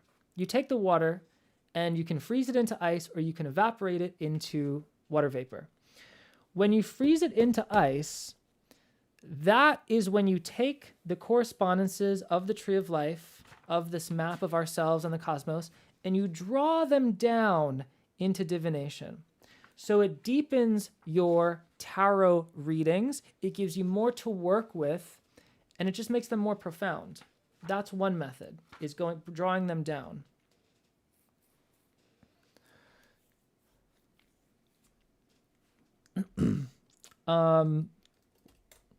So that's one method, taking the water, freezing it into the ice of divination, and getting clear insights on things. Oh, you know what I just realized? No, yeah, that should work. I don't know. I'm going to put the interview. Somebody was asking about applying to Tarot Mysticism Academy. I just want to make sure that there's spots open there for September. Oh, there's a lot of spots open. Good. Okay, we have a lot of spots open. That's because I'm this is what I do. I take off, right? I'll be like, okay, I'm going to take some days off, but those days go to meeting new students or marketing. Like I never really take off. It's like, it's just time for other things. I'm going to put in the chat the link, because somebody was mentioning applying for Tarot Mysticism Academy. That's the link to schedule an interview with me for Tarot Mysticism Academy. I'll put it on the IG one as well. Okay. So three states of matter. You study something like Kabbalah or astrology, and it creates this framework, these archetypes, these patterns, and you can draw them down into divination. And it will make your readings deeper. It can make them more accurate, but it just makes the whole process more alive. And what you thought divination was, all of a sudden it becomes so much bigger and better. And here's like the experience that you may have as a reader. I'm not saying you have to have this experience, but you may have this. You may be reading, and in understanding something like the Tree of Life and all of this, it's almost like because we are all God. There's no separation from God and the divine, but it's almost like you recognize the wholeness of your true identity as the divine, and you look down into the cards and you look and see, yes, I do enjoy being all these little things. I do enjoy playing all these little characters. I do enjoy flying around like Hermes and creating mischief. I do enjoy a good battle like Ares or Thor. A good struggle, a good conflict. I do enjoy the balance of Tiferet, like Buddha and Christ and Horus. I do enjoy the lust and artistry of Venus and all these different things, and the sevens of the tarot, right? So it all becomes this expression of this mysterious reality that we all partake in. That in itself can make you a really good reader because it brings you into an impersonal mode. It's no longer you reading for somebody else. It's consciousness just witnessing its own costumes and players and actors, and there's joy in that. So there's a very interesting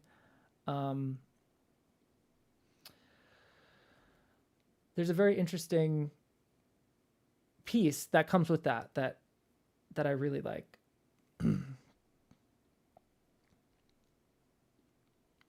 All right. So that's one thing. Now, that's only one direction though. There's another direction. So water can freeze into ice through divination, but water can also evaporate into mysticism. And so the other fun thing about studying this is, and this is one of the methods towards truth, is you study all these things and all these correspondences, and eventually over time they start to suggest each other at a faster and faster rate. So for example, you look at the Empress, and the Empress you've studied is the dance between the supernal father, the supernal mother, all the fatherly and motherly deities, and their lovemaking. But it's also Venus and Netzach, which is the desire that has you moving throughout your day, which pours into you through the path of the moon card, which is your unconscious, which is also directing all of the positive and negative things you're experiencing behind the scenes. And it all comes back to love. And then you're going up and down all through the Tree of Life, and all of a sudden everything is everything. And you're like, whoa. And it's like, oh, everything is everything. I have nothing to lose. And then the fear goes away, and then you're infinite. So that's a wormhole path, but it's a very interesting one, and it's kind of contemplative, but and you don't have to do like, usually the Hermetic Qabalah is used for people as a reference or map of ceremonial magic, but it doesn't have to be that. It could be just this level of contemplation. So that's another cool thing that we're going to be doing in 2027 with Tarot Mysticism Academy. Okay. So that's section 3. This is section 3, which is Hermetic Qabalah. Let's go to section 4, which is astrology. So astrology is the same thing. The only main difference is with astrology, it's a more horizontal view of reality, whereas Hermetic Qabalah is a more vertical in the sense of there's this metaphor of ascending up the tree of life. Astrology is more spatial. It's literally, the planets and the signs and the stars. But it also offers this framework of engaging with life. So when you study the planets and you study the signs, same thing. You have these core archetypes or points of data, associations that have survived through the ages that you pull down into your divination to make your divination deeper. It's instead of like your fortune telling, you're like engaging with these parts of yourselves, and not just yourself, but all of humanity. These transpersonal agents of experience and patterns. So that's really fun. But you can also go the other way as well, which is instead of taking the water and freezing it into ice through divination, you take the water and evaporate it into mysticism. And that's where you start to see all these patterns leading in and out of each other so fast. It's like, so the way to use the metaphor, it's like if you have your stained glass window and the colors are all there, the colors start pouring into each other and pouring into each other and pouring into each other. And then all of a sudden it leads to the white light of the divine. So just to give you a comparison, if you were to study like the Yoga Sutras and follow the path of yoga, the path of yoga would have you over time break away at that stained glass window. Break away, break away, break away. And that takes a lot of discipline. You're literally like, shattering the glass window and revealing the light. The direct path, in contrast to that, is not breaking away the stained glass window, but recognizing that it's all light already and that nothing has to be done. The path I just described is letting the colors of the stained glass window suggest each other, like learning all the colors of the stained glass window so well that they begin pouring into each other and the fullness of the light is realized. So 3 completely different spiritual paths for you to play with. That's my very humble understanding of the spiritual paths there. But yeah, different people are going to have different results. And then finally, let's go to... Yeah, I like these pages because the deacons are really something to sit with. So if you're in Tarot Mysticism Academy and you're going through tarot and astrology, we talk about these. I also talk about these more in depth in the advanced tarot course. So between tarot and astrology and advanced tarot, you're going to get all these deacons and all the fun stuff with them. They're really good to contemplate, just starting with Aries and then going around the whole zodiac. These deacons give you a really granular understanding of what's going on. Because then it's also not just it's the tarot, but it's the signs, it's the planets, it's the houses. It's a lot of fun stuff here. Of course, you can apply this as well if you are an astrologer or you like to do birth charts. You can absolutely use this for that. Like you can do a whole new type of reading where you give somebody a birth chart and you base it literally off of these tarot correspondences. That would be fun. Maybe we'll teach that. If that sounds interesting to you guys, maybe we'll teach that at the Academy, like a tarot birth chart. And I'm sure it's been done. But that's probably not revolutionary at all. But it's a great tool to overlay the tarot in this way, especially if you understand this level of depth with the tarot cards. The things you can do with a birth chart, very, very cool. All right. Thank you so much, Karen. All right.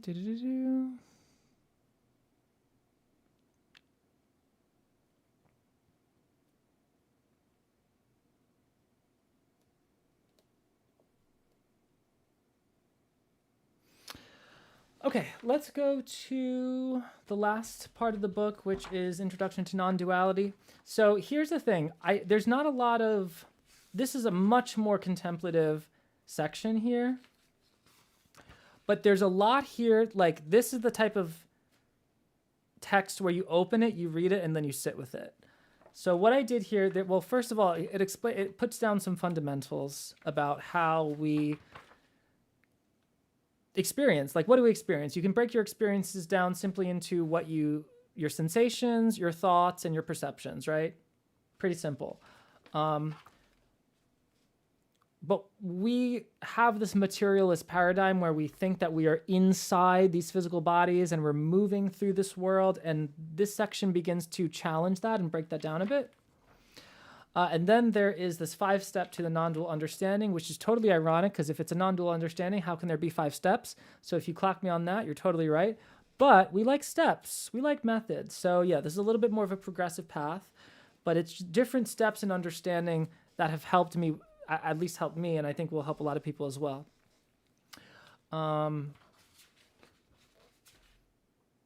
Yeah, this is fun. The tarot cards in the body.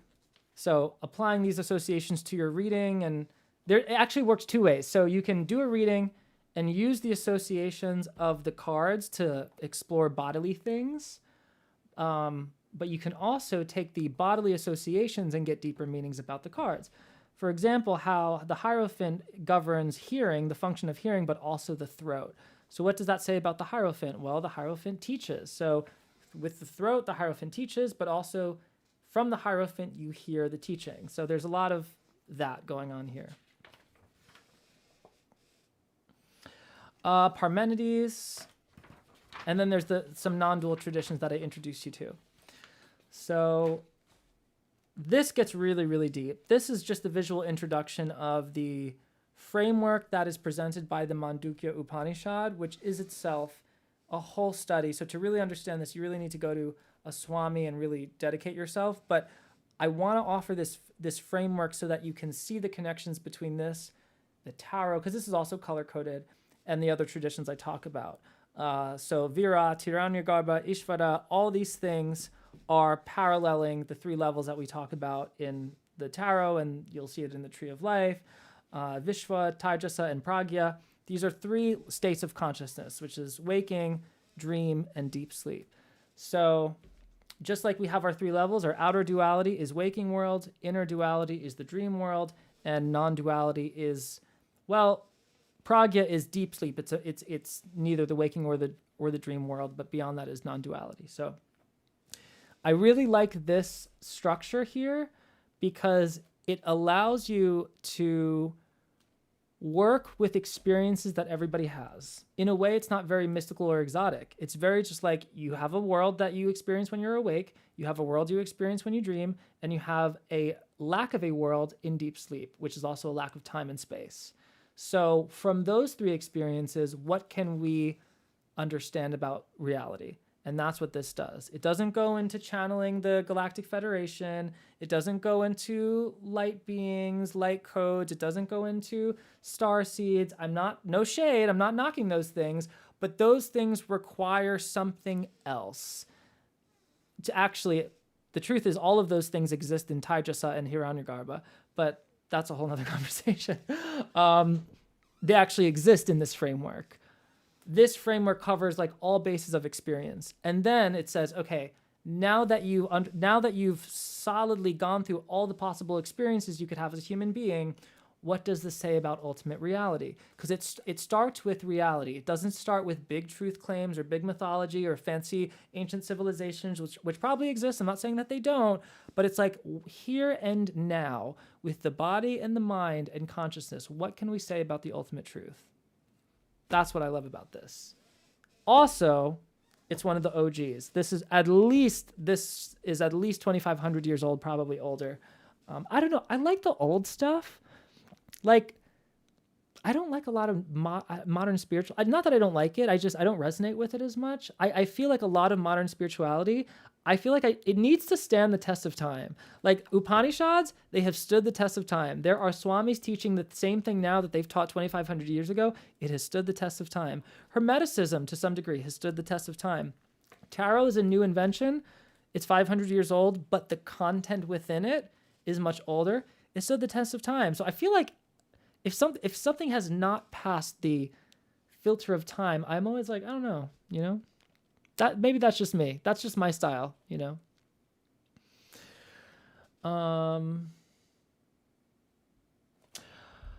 Catherine, no. So the Rider-Waite-Smith deck that I was using today, I actually wrote in ink the Hebrew letters and the astrological correspondences, but the deck itself is nope, that's not the one. It is I'll show you the backing of the card.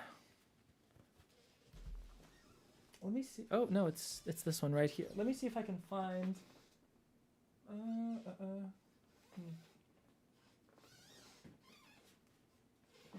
I was looking for the box, but I think I threw it out. It's the Pamela Coleman Smith edition that came out. Actually, it must have come out several Centennial. Thank you so much. That's the one. It's the Centennial edition of the Rider-Waite-Smith. I just added the astrological glyphs with pen and the Hebrew letters and stuff. Yeah, I've had this guy for a while. So that's part 3. The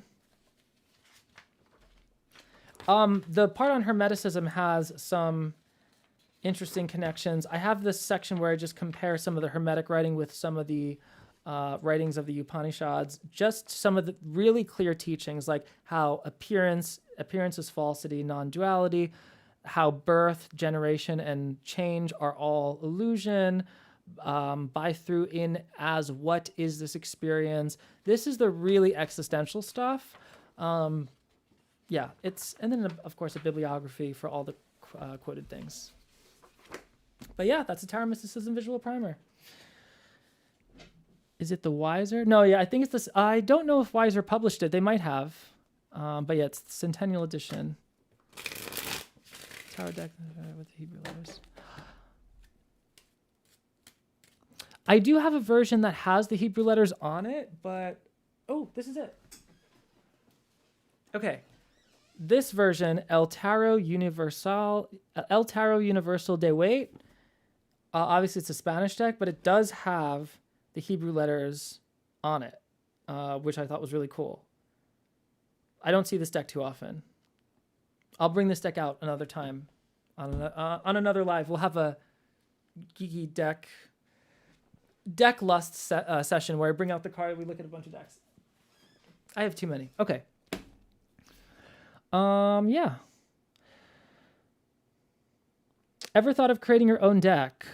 That's a good question. I've had people say that I should, but I haven't given it serious consideration. Well, I do have a deck that's like maybe halfway done in Canva somewhere, but I'm not planning to publish it as of now.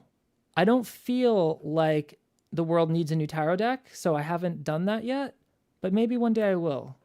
I feel like RWS and Thoth and then some other great ones like Tabula Mundi, they've really done it for me. Like they've covered all the important bases, but maybe the issue with me and creating a deck is what I'm interested in is the symbols are just stepping stones to it. So to me, I want the experience. I want the direct experience of it.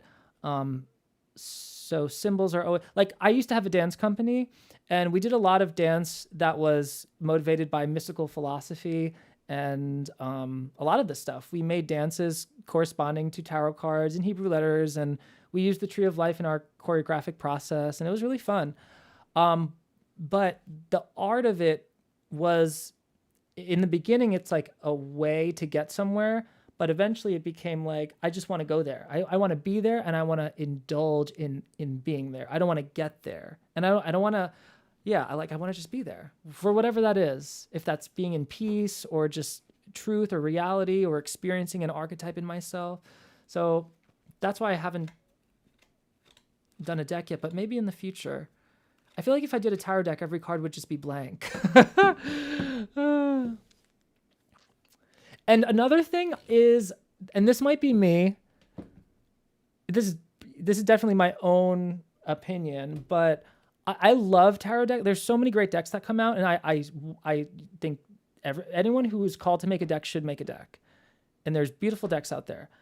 But to me, I feel like I'm always, not that I'm always doing this, but I'm okay being the person that brings people back to Rider-Waite, Smith, and Thoth, because they are, to me, timeless. And I haven't seen a deck besides those two that I'm like, oh, this is timeless. This is going to last centuries. I think Rider-Waite, Smith, and Thoth will last centuries. Maybe like Tabula Mundi might last centuries. I think because that deck is just, I mean, Mel's work is profound. Which isn't to say other decks suck. I love all decks. Like my personal favorite decks are by Pixel Occult, because I like a cyberpunk fantasy. But yeah. Playing cards, yeah. Playing cards would be cool.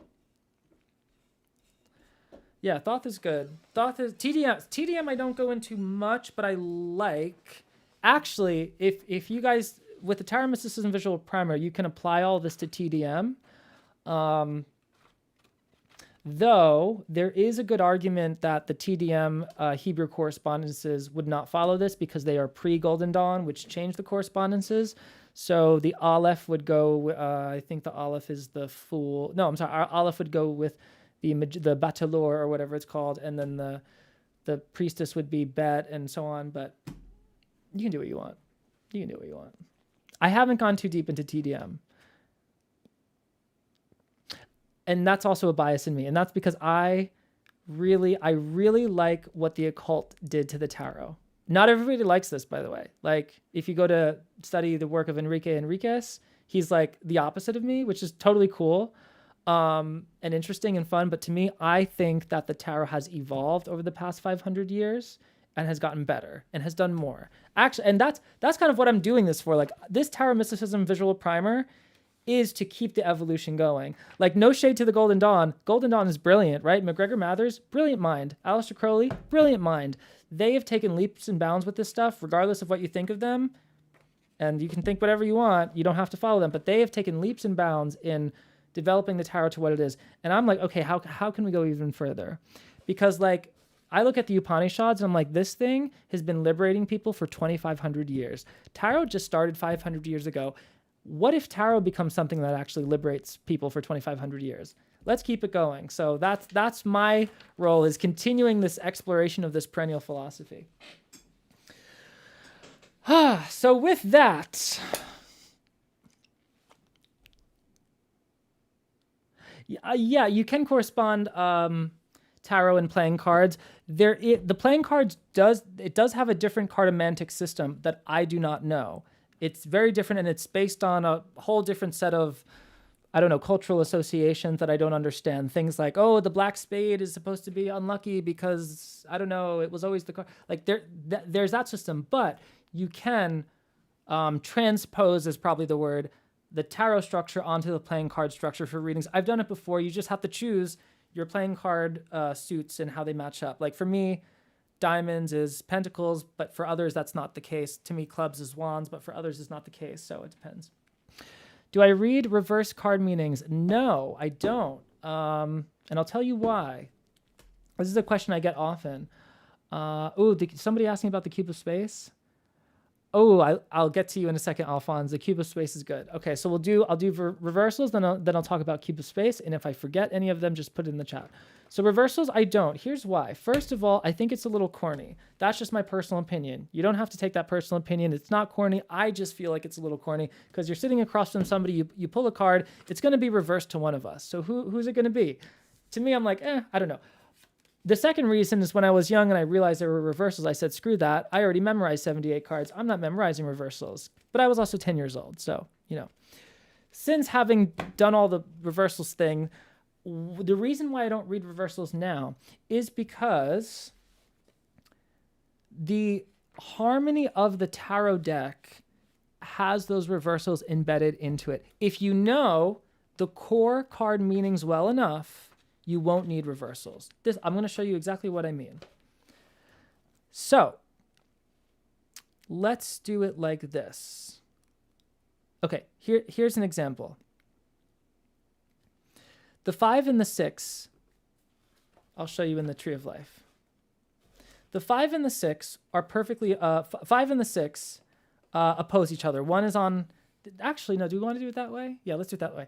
The Tree of Life and the structure of the tarot are a perfect balance, a harmony of opposites. And it's constantly balancing itself. So the 6 is always balancing the 5. So for example, you might have somebody ask you, is this relationship going to work out? You pull the 2 of Cups reversed. The 2 of Cups reversed, my problem with that is the 2 of Cups has a specific energy to, if you use the system, a focus on the beloved, but it's reversed. So you might say, is it the opposite? Is it a delayed energy? Is it a weakened? There's so many things it could be. To me, the 2 of Cups is kind of trying to say, like, no, the relationship is not going to work. But a better card to just do that job would be the 5 of Cups. Because 5 of Cups is discomfort in or conflict in the emotions or relationships. So if you follow that system, the 5 of Cups does the job of the 2 of Cups reversed. So to me, if you know the core card meanings, you'll have enough to do it without reversals. That said, you can use reversals, and a lot of people do, and they're very effective. The problem is the reversals add something. They're too simple for me. When you flip them upside down, it's either A or B. The simpler a technique you use in divination, the less nuance and richness you'll have. So what I would rather do is, instead of like getting a reversal to have a clear meaning of how it's dignified, I'd rather pull 2 cards and see how their elements work with each other. And that creates a dignity. So what cups around cups create a dignity. Cups around fire, no. Cups around air, Cups around earth, yes. So that's another way of doing it. But you absolutely can use reverse cards if you'd like. My opinion of the cube of space. So this is going to... I don't want to burst anyone's bubble. The cube of space is really cool. It's very interesting. For anyone that doesn't know, the cube of space, I believe the source material of this stems back as far back as the Sefer Yetzirah. Sefer Yetzirah was a pre-Kabbalistic text. So let's pull up our Tree of Life.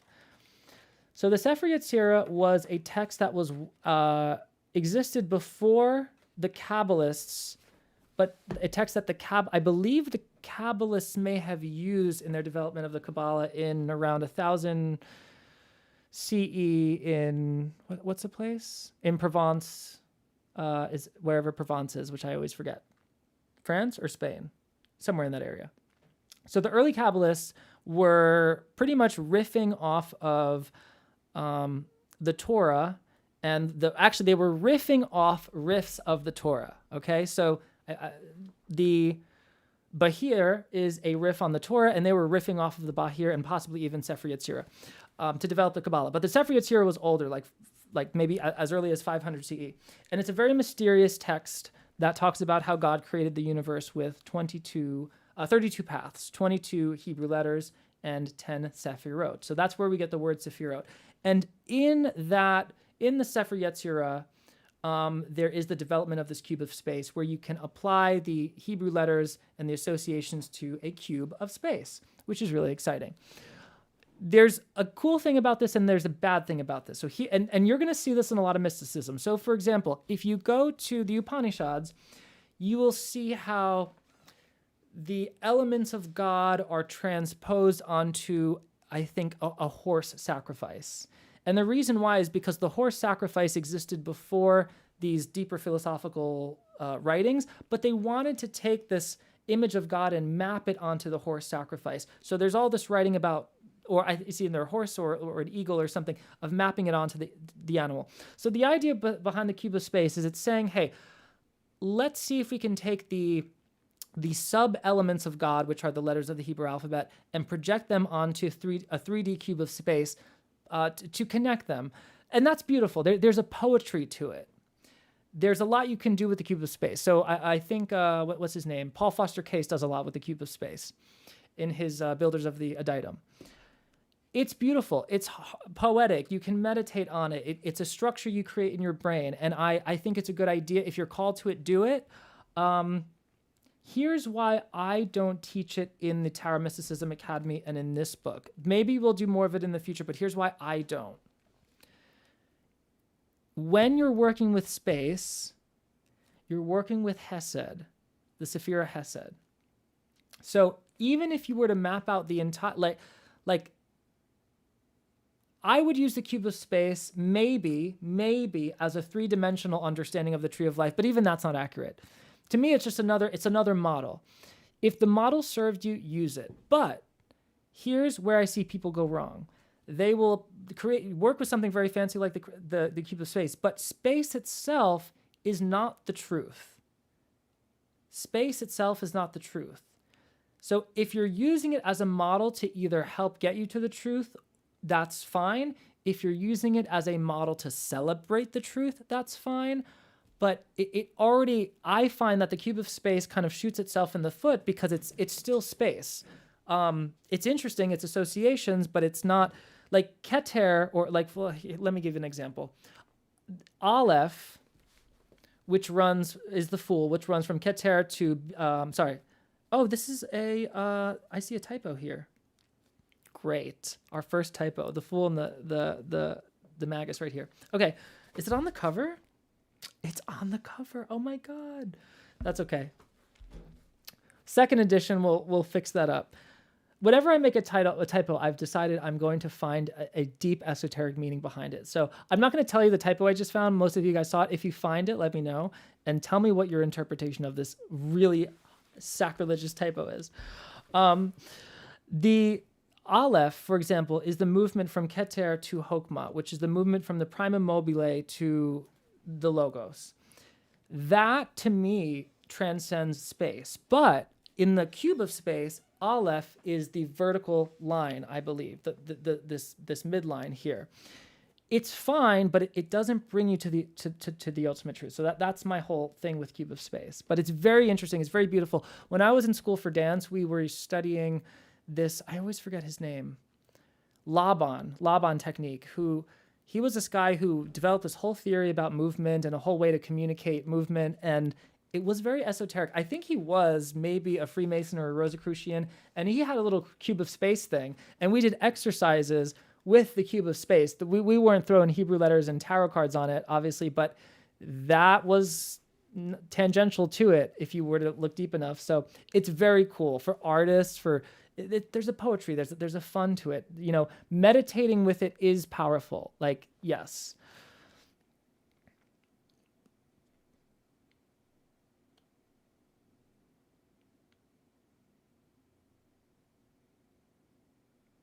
Yeah, this is so funny that there's such a big but I'm gonna I'm going to work it. I'm gonna work it into something.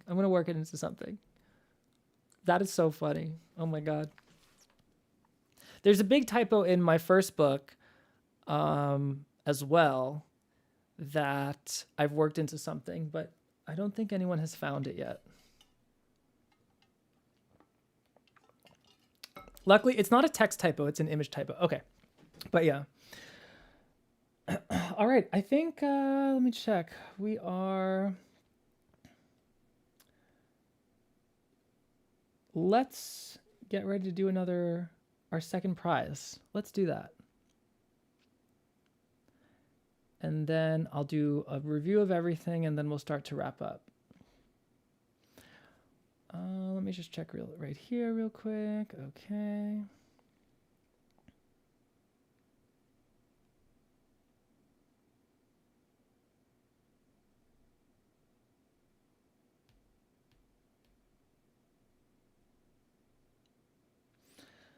All right.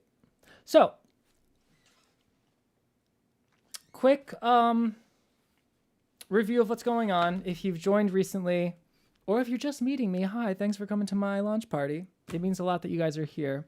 Oh my God, I have to thank you guys a lot. I know I emailed you yesterday, but I really got to thank you guys. Because of you guys, I won an award for my first book, Tarot Mysticism. The Tabby Carta Awards, they have these awards every year. And there was a People's Choice Award. And enough of you guys voted for it to win. And that means so much to me because both these books took forever. But this book was like a 6-year, well, it wasn't 6 years straight, but it was like many periods within those 6 years. It took a lot. So it like really means the world that I won, mostly because I'm a neurotic Capricorn and I always have to try to get to the top. But also, And more importantly, how many of you guys really voted? And like when I sent that email out for you guys to vote, I got so many responses saying like, hey, I voted. And I was like, oh my God, you guys are the best. So that really means a lot to me. So thank you so much for that. That was amazing. So big thanks to you guys for voting. And yeah, and you know what's interesting? I had promised, like whenever the Tabby Carta Awards did their thing, I had promised everyone, I said, if this book gets an award, I'm going to publish another book. And it got the award like 3 weeks ago, and now this book is published today. So maybe I knew it was going to get an award, or I was just going to publish this book anyway. But here's my big thank you. This book is my big thank you for everyone voting for this book to get an award. And this book is really the book of I want to give people what they want. This book is I need to write about the tarot in the way that I think about it, so it exists in the world. But this book is like, no, people want this. I'm going to make sure they get it. And my students, especially you guys, we're going into advanced tarot in the fall. So I want them to have a reference guide for all the advanced work we're going to be doing then. So yeah, especially for my students as well, to have a physical version. And if this goes well, maybe there'll be more. I don't know. Though at this point, I'm like thinking I never want to write another book again. But you know, that's normal at this stage, right? Right. But we'll see. But yeah, so thank you guys so much. Okay, so in more thanks, you can tell I've been doing a lot of lives lately. I start speaking in tongues and all sorts of glossolalia and gibberish. In more news, just to review, this book, it's being offered today at $35 on US Amazon, but on US Amazon it's only $30. So it's as cheap as I can do it today. After today, I'm going to increase the price. But today I want to offer a special price just for you guys, for my followers, my subscribers, my YouTube people, my students, like to get as cheap as possible. But then we are cranking that price up tomorrow or the next day. I don't know, as soon as I can. No, well, I'll give it today, and then tomorrow we're gonna increase the price for this. But yeah, today it's lowest price it can be. I have to do another prize. So there's one more person that's going to get a free course with Tarot Mysticism Academy. I'm going to explain the rules again. We did it once before. So if you're here, you know the rules. But if you're new, here are the rules. One person in the chat is going to receive a free course from Tarot Mysticism Academy. Here are the conditions. You must have purchased your Tarot Mysticism Visual Primer today. And you must be in the chat on my YT channel. You know what that is? I can't say it because you know why, but on my YT channel. The way I do this is I'm going to draw a card. The card is going to tell me how many messages to move upwards in the chat, and the one that I land on, that is going to be the lucky winner of a free course at Tarot Mysticism Academy. If you are not a student of Tarot Mysticism Academy, you'll be able to receive either the Tarot Divination course or the Thoth Deck for Divination course. If you are already a student of the Tarot Mysticism Academy, you'll be able to receive any course that you have the prerequisites for. And if you're not sure, let me know and I'll tell you what will be best for you in my opinion, but it's up to you as long as you have the prereqs for it. Yeah. Who's it going to be?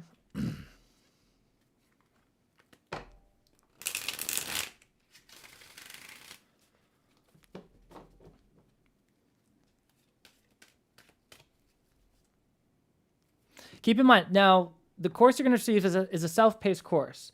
So if you want to come to the live classes and events, you'll still have to apply to join as a student, but the self-paced courses are super valuable. I think the Tarot Divination course is like 11 hours long, I think. Thoth Deck for Divination is like 7 hours. Ooh, the Hermit, that's 9. 1, 2, 3, 4, 5, 6, 7, 8, 9. Okay, I found it. The winner is Not That Ross Kemp.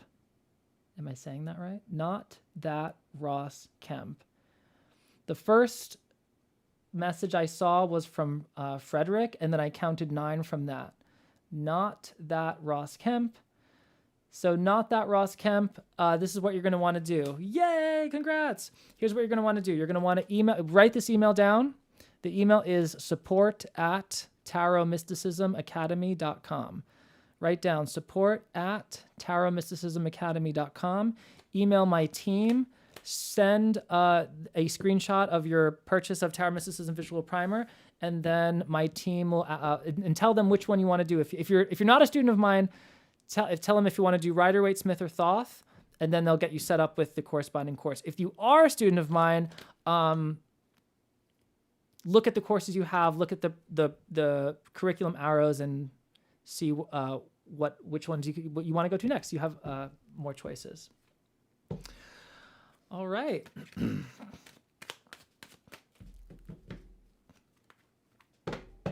Congrats to the winners.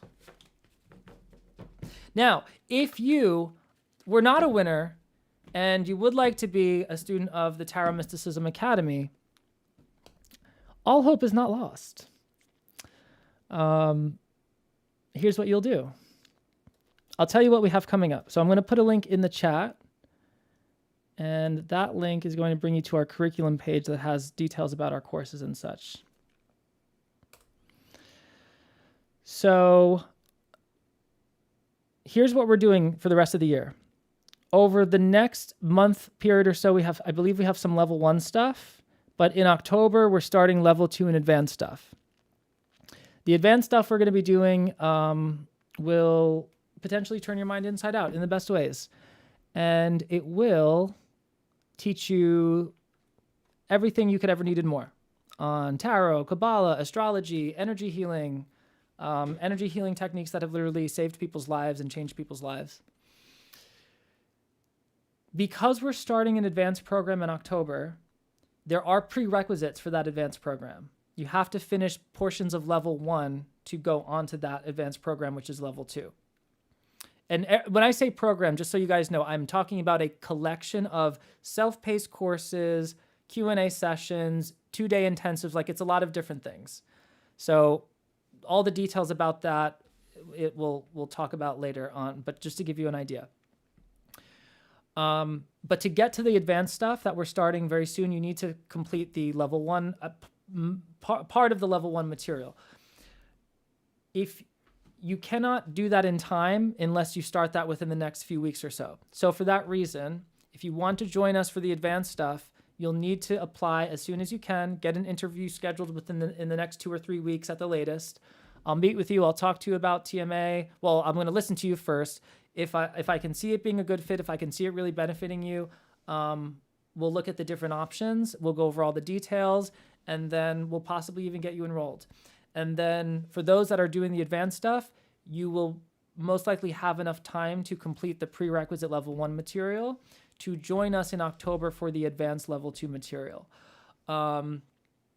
Here's the thing, TMA, it's a lot, but I want to give you everything I got. Like, if you apply, like, I'm not interested in teaching tarot for tarot's sake. I'm interested in teaching tarot, mysticism, and healing so that you change your life and change the lives of the people around you or your clients or your loved ones or however far you want to bring it. I want to change your life. I want you to change your life, and I want to teach you the tools that have helped me to change my life. So, and these tools work if you use them. But this is not like a simple, I'm going to just do a little course, and like, this is like, commit to a certain amount of time, 3 months, 6 months, a year, and do it. Like, come to class, show up, learn the thing, and watch your life shift and change and grow. And so I've seen people, again, I've said this before, but I've seen people take these energy healing techniques and literally save people's lives. I've seen it transform people's lives. I've seen people build entire tarot careers from this. You guys know that the stuff that I do is like, I love the woo. I'm cool with the woo, but I'm about what changes can we make in this life? How do we make this body feel better? How do we make this mind feel better? How do we make our relationships better? How do we find more harmony? Y'all know I'm a personal growth junkie. Everything I do is to achieve greater levels of peace, lessen suffering, because that's my mission, is to lessen suffering as much as I can. And that's what I do this for.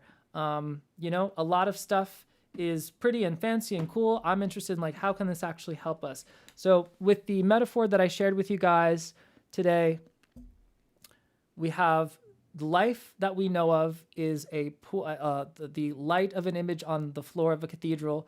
But that light, the life that we know of, the source of that is a stained glass window. And that stained glass window has many colors in it that we can learn and integrate in ourselves. And even beyond that, the light of the sun. So there's many layers to this. There's several layers to this work, but the deeper you go, the more fun it gets. So, yeah. So I'm going to put that, I'll put the curriculum link in the chat, and I will also put the application link in the chat if I can find it. Yep. And so for my students, this book will be a great reference guide for your studies this year going into from level 1 to level 2. For my non-students, it'll be a good introduction to these ideas.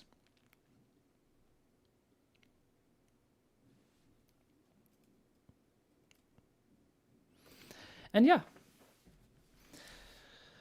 So yeah, that's Tarot Mysticism Visual Primer. Whew, I'm going to take a vacation. And by vacation, I mean I'm going to take some days off and I'm going to fill it with other work. But I am committed. I'm really proud of myself. I started reading a fiction book over the past couple days, which I never do because anytime I have time to read, I'm always reading a book on spirituality or mysticism or philosophy or something, or listening to a podcast on those subjects. And I finally was like, no, I'm going to enjoy a fiction book. I'm going to enjoy a story.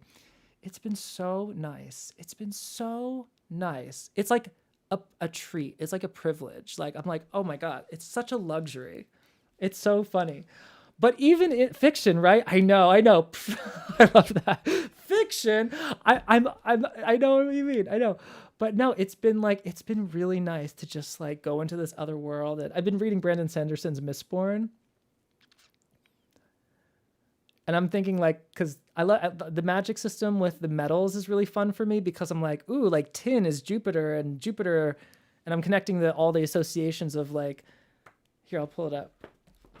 Because in this book I'm reading, to perform magic, you have to ingest metal, and then you burn the metal, and depending on what metal it is, will dictate what powers you have. And so, like tin, I believe is alchemically connected to Jupiter. So tin makes you like extra sensitive to your outside world, like your senses increase, which has some connections to Jupiter in a way, and Hesed and all the associations. I think iron is Mars. Iron allows you to pull things towards you. So they're not really direct correspondences, but it's kind of cool. All right. We're going to do a couple readings in a moment, and then we're going to wrap up for the lunch party. I'm going to invite you guys to do something with me. My goal, I really want to get a #1 bestseller with this book. So if everyone can just take a moment to send that energy out into the universe to get this book to number 1 on one of Amazon's bestseller lists. The bestseller rank hasn't shown up yet on the page, but I'm like, oh, I'm so excited. I'm so excited. I think it can happen. Especially because this book came about like all through the past 3 months of me just like figuring out how to self-publish a book and doing everything for it. So I'm like, oh my God, if this gets to #1, that would be so cool. So I'm just sending that energy out. Number one. All right. Let's do some readings real quick. Definitely.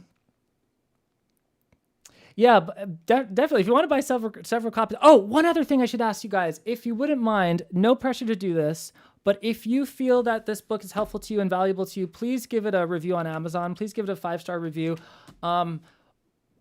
This book in itself, because it's very much created for my community, it's created for my tarot students, and it's created for my YouTube subscribers and people that have followed my work.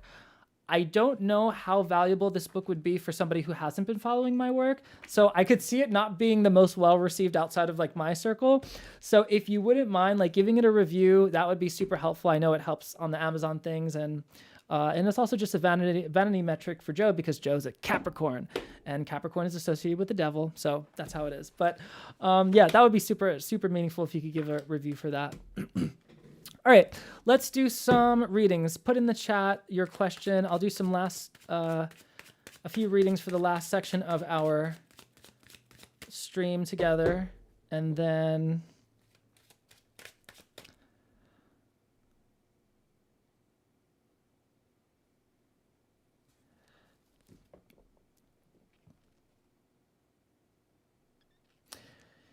Is it the right time to start pushing my tarot social media presence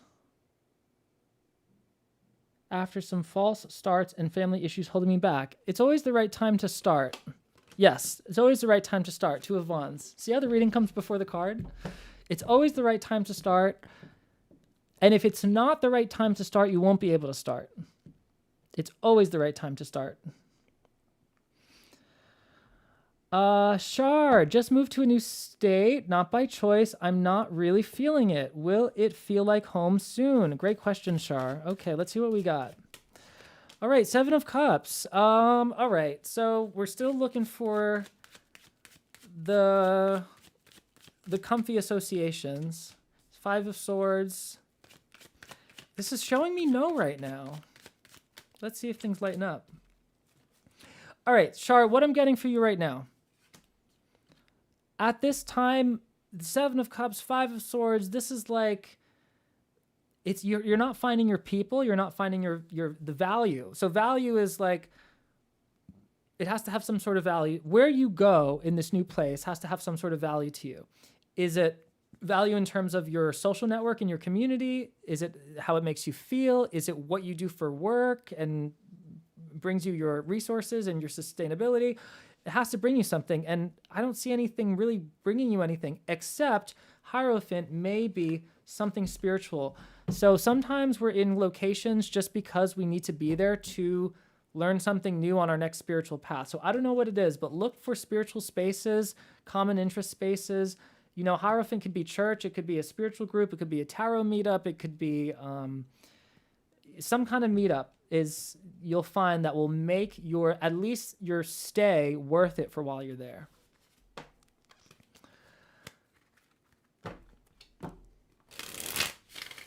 Seven of Cups is also always a card of saying, hey, we got to really find out what we really want. What do you really want? And get really okay with that.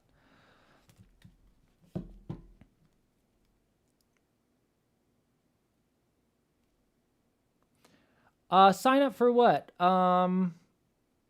If you're having an issue with one of my tech sign up things, do me a favor, email this following email, support@tarotmysticismacademy.com, and they'll help you out with whatever you're trying to do. We do have issues occasionally.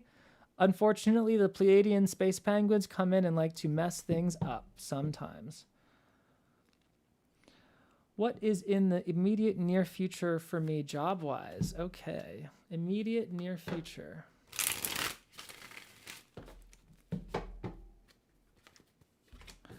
Ooh, okay, star could be a lot of things. Okay, so one thing star can be is software as a service, SaaS companies.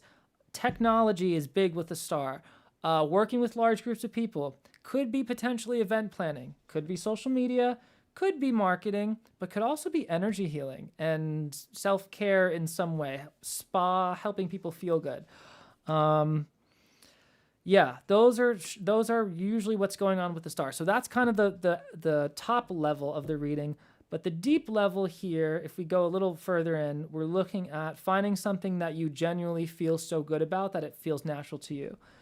So the star in the Sefer Yetzirah, and I think it will be in this book as well, possibly, is connected to a mode of consciousness called natural intelligence, which is just like the star is pouring out her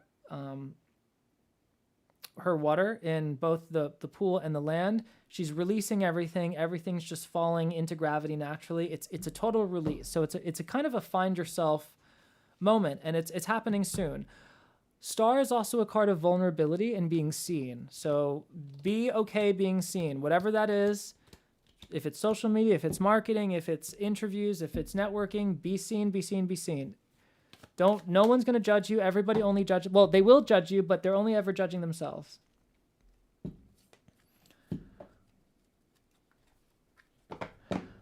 Katie, what are my blocks? I'm getting lost in the shuffle. Ooh, I like that. Getting lost in the shuffle. What are your blocks, Katie? What are your blocks? Magician card could be fear of your own talent, could be fear of communication, could be usually, well, magician and hierophant together is maybe communicating too much, maybe being too honest with people, maybe sometimes you don't always have to tell the truth. That's what magician and emperor are saying. Emperor can also be issues with authority figures. Of course, we all know emperor could be daddy issues, but it's 2026. Who doesn't have daddy issues? If you don't have daddy issues, there's something wrong. I'm going to quote Christiana Gaudet, one of my favorite tarot readers and teachers. She says, Christiana Gaudet says, every parent gives their child something to talk about in therapy. I love that. Knight of Pentacles. Knight of Pentacles could be a few things. Could be being over analytical in how you want a process to run. And I know some of you might be like, that's weird. It's the Knight of Pentacles. It's because of the Virgo. But it could also be, what else could it be? It can be sometimes Knight of Pentacles shows up for like our desire to work, but a contradicting laziness. Because Knight of Pentacles is Virgo. So what's before Virgo is 5, Leo. Knight of Pentacles can also, the shadow of the Knight of Pentacles is the last deacon of Leo, which is a question of like, when am I going to get the credit that is due to me? That's the dark part of Knight of Pentacles. So those may be some blocks. Okay. Friedrich, what is happening to your health? Frederick. Sorry if I'm not saying your name right. Frederick, what's happening to underlying things? Two of Pentacles. Two of Pentacles can be holding on to something so that you don't have to make a decision. Okay. All right, Two of Pentacles, Knight of Swords, Death card tells me there's a Band-Aid you need to rip off. I don't know if that's a relationship or a job or a part of yourself, but there's something that needs to be ripped off. Knight of Swords can be, actually, with Two of Pentacles and Knight of Swords, this can be the need to travel, and you're either fear of traveling or not knowing where you're going. So you might, if you've noticed travel plans being complicated or delayed a lot, that might be a reflection of your inner navigator of being like, I'm afraid to go any one place. Knight of Swords is like, I want to go, but Two of Pentacles is like, yeah, but where? And the Death is the required change you need to make to go there. So it's a fear of sacrifice in order for progress. So it's saying stop focusing on what you're going to lose and focus more on what you're going to gain. Even if you might not know what you're going to gain.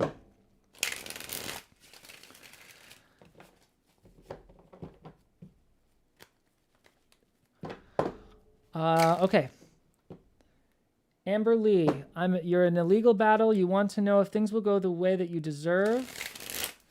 Okay, so be careful with the word deserve, because deserve is like, has all these weird religious and connotations, which can set things up in a strange way. But let's see what we have for you for the legal battle. Okay. Okay, it's looking good for you. So obviously none of this is legal advice, but what I can say is the following. I see something falling through, but I see it taking time. Here's what I'm seeing in my mind. There's a new avenue that, I don't know if this is your lawyer or your legal team or your whatever representative takes, where you're like, oh, you know what? We can get into this angle. You sacrifice the initial strategy. You start a new strategy. It takes longer, but there are rewards. It's just going to take some time. It's going to take some time. It's going to take some time. There's going to also be periods of time where you're not doing anything and you're just wondering. So get a good book, get a hobby, get something to do that you enjoy during this downtime so you're not worrying and overthinking it.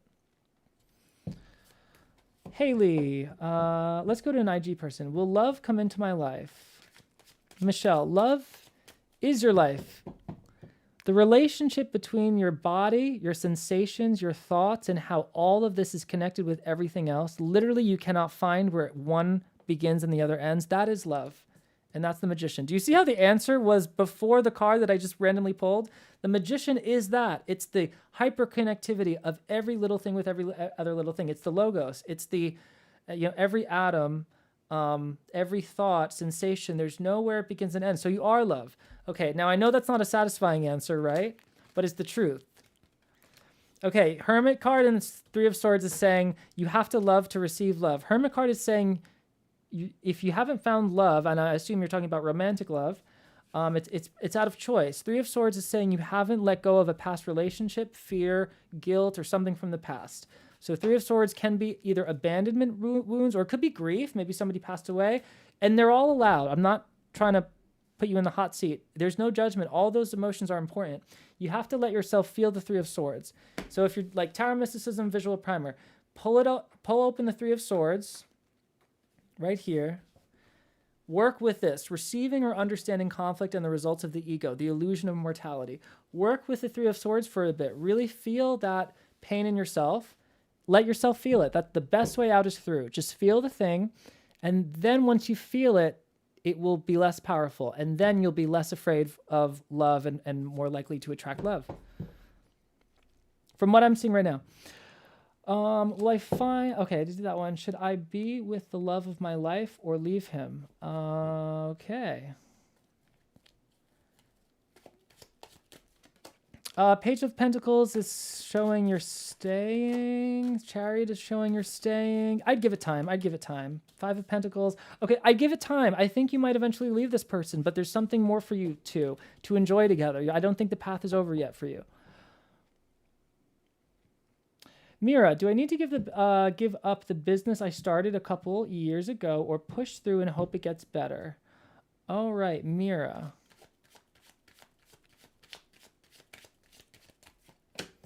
All right, I see the dissatisfaction.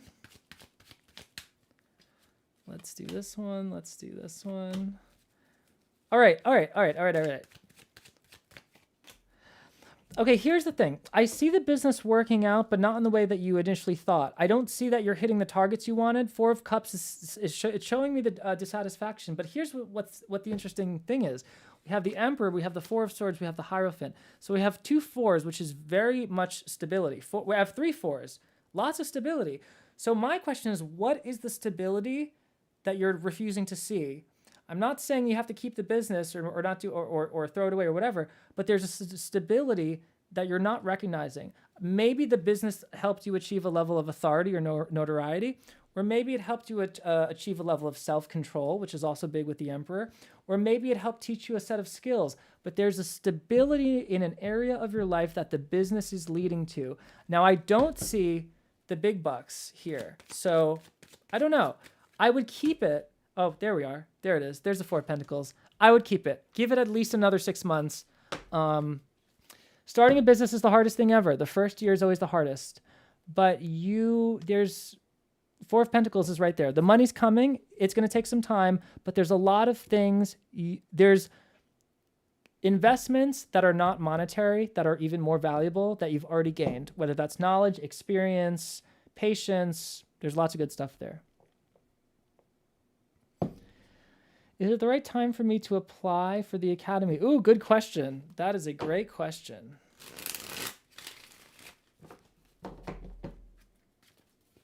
Three of Wands. Okay, so here's the thing. Three of Wands is a card of patience. It is a card of patience, but it is a card of action. So here's what I would say. Three of Wands, the Star, and Page of Pentacles. Page of Pentacles is obviously our student. It's the most student-y card of all the court cards. This is the card, this is the page that is most focused on learning, that is most disciplined, that like the way that this page is looking at this pentacle is, I am going to learn this. So I'm going to say generally yes, but here's what the Three of Wands is telling me. The application process and the journey through Tarot Mysticism Academy, it's a gradual one. So be patient in the whole process itself. From when you apply to your interview with me to going through courses, like it's a slow burn, and it's designed that way because just like in alchemy, the experiments that you run slowly and steadily will give you the biggest rewards over time. Star card is a big yes card in general. Star card is usually right on the target, but regardless of this reading, go with your intuition, go with what your body says, and check in with yourself and say, if I apply now, what will my life be like in 5 years if I do this? And just feel it. Feel it into your body. Okay, Ayushia, what is the blockage in my career? I keep getting complaints. How can I improve? Blockage in your career.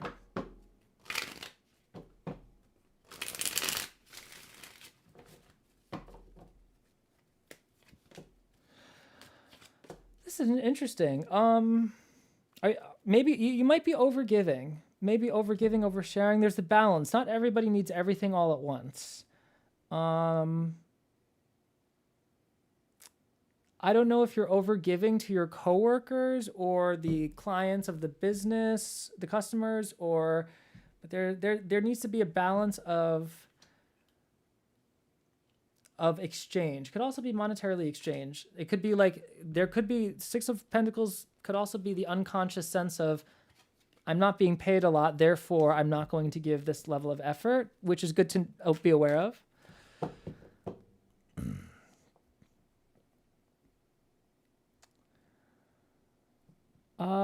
Okay, Tanya, would love clarity whether I need to stay or go in my current situation, and I've been having a strong pull to go, but my heart keeps me grounded while my mind tells me to go.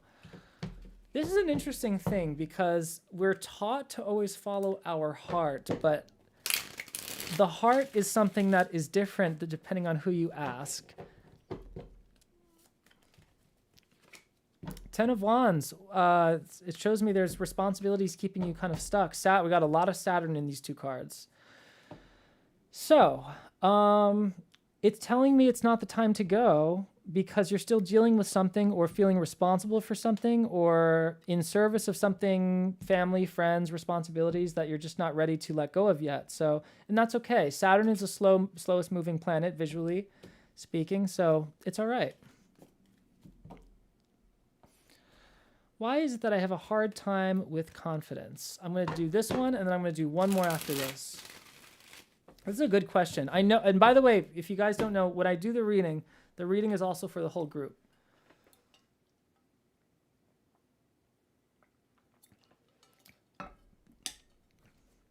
So, Cindy, why is it that I have a hard time with confidence?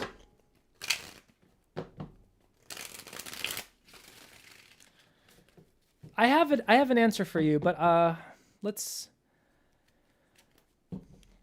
have a solution for you, but let's see what the cards say. Knight of Pentacles is saying you have not recognized the work that you've done. You haven't recognized what you've done for yourself, like the literal actions that you've taken to get to where you are now, with the body and mind that you have now, with the financial situation that you have now, whatever that is, you've worked to get here. And you want to appreciate that part of you, that Knight of Pentacles part of you. I feel like you're ignoring your Knight of Pentacles, which is the very humble worker part of you that is used to being ignored, by the way, because the Knight of Pentacles is very humble, right? Virgo energy is very humble. So Knight of Pentacles is saying, the confidence is low because you're not recognizing the actions that you've taken. When you recognize the actions that you've taken and you feel good about them, you'll take more actions that make you feel better. And then the cycle continues. It compounds over time.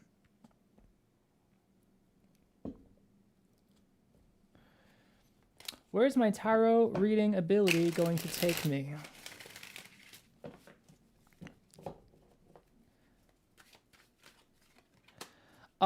Parties, celebrations, birthdays, start doing events. Events are going to be where it's at for you. They're so fun.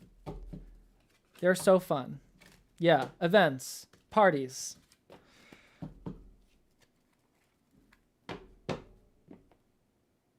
What is my next step in moving forward with my goals in this field? Divine Daisy. All right.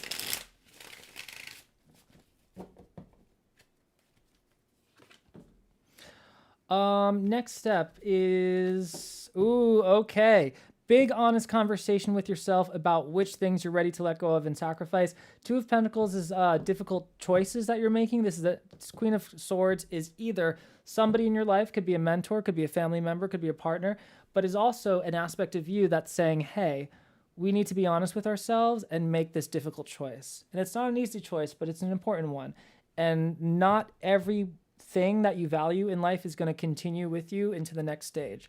So sacrifices have to be made. You can't bring everything, but can't bring everyone.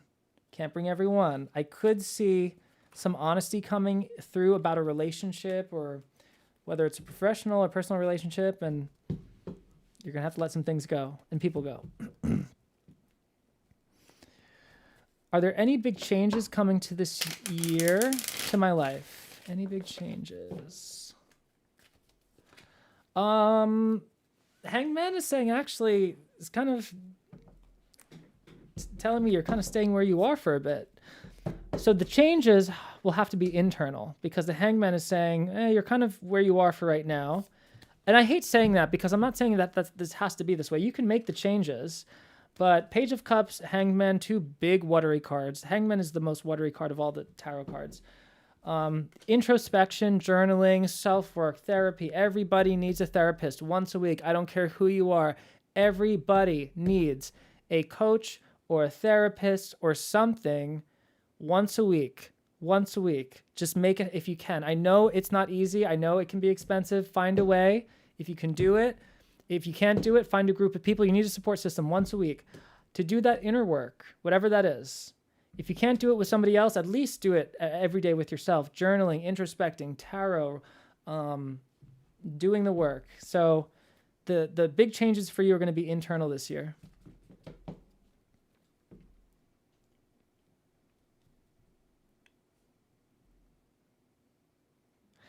Haley, should I bring people from my past and present closer, or should you start over? A little bit of both. A little bit of both, but I don't. Now, here's the truth of it. I'm not quite sure which one this is. I think you have outgrown the people from the past. So if you bring the people from the past back, there's going to be less resonance, because you're in a different place. Now, the people from the past might be ahead of you as well. I don't know which one it is. I think you're ahead of them. So that's always something to consider. But we change a lot. So when we change, we meet different people, and that happens. I've seen a lot of people come through Tarot Mysticism Academy, and they start one place and they have like certain issues with maybe friends, family member, boyfriend, girlfriend, partner, spouse. And then either those issues resolve over the year that we work together, or they're in a completely different social situation in a year that better serves them. So here's the thing with personal growth that you have to realize. When you start doing real work, real growth, you do change. I know people like to say, I don't want to change for anyone. You don't have to change for anyone. Change is good if it's positive. And you're either going up or you're going down. So when you're going up and you change, when you really do the work to change, you do become a different person. And you do attract different things.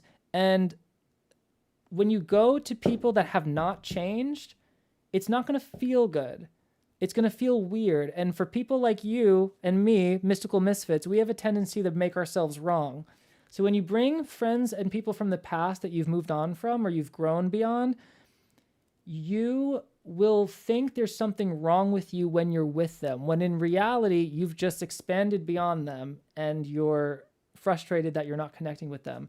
This does happen. And it's hard because we have to leave what we're comfortable with and explore something new and unknown. And people love to stay where they're comfortable and not explore something new and unknown. All right, Fernando, how should I balance new love adventures and self-discovery? What a great question. What a great question. How should I balance new love adventures and self-discovery? What a great question. Well, here it is. It's balance itself. It's letting yourself do both and being a little looser in how you identify yourself. I don't know if that's like a personal thing or like how you see yourself, if it's like a political identity, cultural identity, I don't know, but be a little less defined and enjoy the show. Really enjoy the show. Let the waters pour between the conscious and the subconscious. Let the waters pour between you and the beloved. Let the waters pour. And don't give the commentary on it till like later. Let the waters pour and like the priestess be silent and just enjoy the show.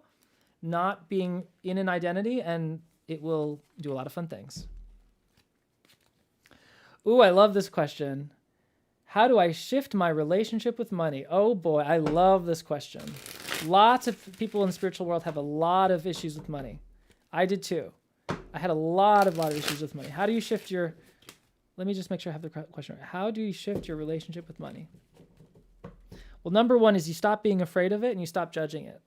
Money doesn't want to come around if it's being judged. It's just like a guest to a party. A guest of your party is not going to come around to your parties if you judge them or if you're afraid of them. Right? Death. Don't be afraid of it. Money is change, okay? Money is movement of energy. It's just movement of energy. So we have a lot of preconceived notions about money, what money is and what it means, usually because our family or society or whatever, and people use their judgments of money to justify their position in life. Very common. And I'm some people are going to be mad that I say this, but this is just the truth. People will say, okay, well, I'm not greedy, therefore I don't have a lot of money. Yay, I'm a saint, right? It's just a judgment, right? Why can't you have a lot of money and not be greedy and use that money to create something wonderful that has a huge impact on the world, you know?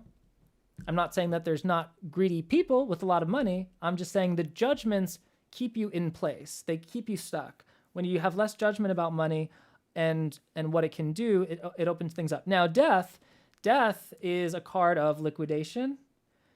It can be a card of moving money around. So this could be meet with a financial advisor, get really clear on your goals, and develop a strategy to achieve those goals, which death is saying is going to be moving money around.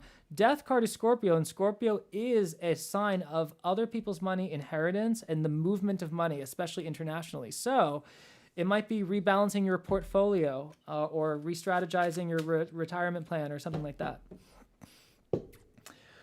Or all the above.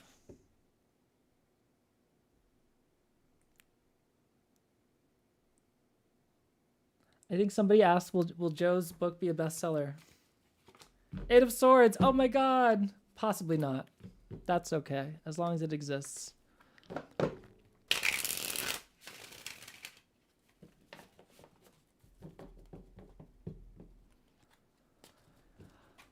All right. Thank you, Cindy. You're the best. You are the best. My water team. I love it. Oh, I'm so glad, Catherine. That's great. The name of the deck I'm using here is the Centennial Rider-Waite-Smith deck, the Centennial edition. Centennial with a C. Ooh, do I need to walk away from my marriage? This is the choice. Let's here. I'll do it. We'll look at. I'm going to show you two paths right now. Two paths, one for staying, one for going. This one's going to be for going, and this one's going to be for staying. Going is Six of Pentacles, staying is Magician. Not too bad either path. So going could be taking the generosity of... Going can have some financial rewards to it. Can also be being in a kinder, more balanced space. But staying, there's something that's keeping you staying. It's the Magician. That's a very interesting card. It can show up for very important conversations you're going to have over the next year or so that will propel you forward as a couple, but also individually. But Magician says, I don't know, there's a lot of power but it's good both ways. It's good both ways. For right now.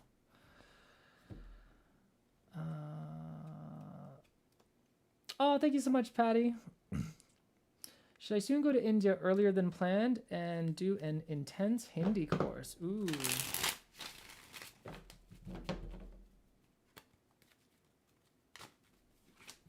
King of Swords. Ooh, he's saying not quite yet. Expect delays. Have backup plans.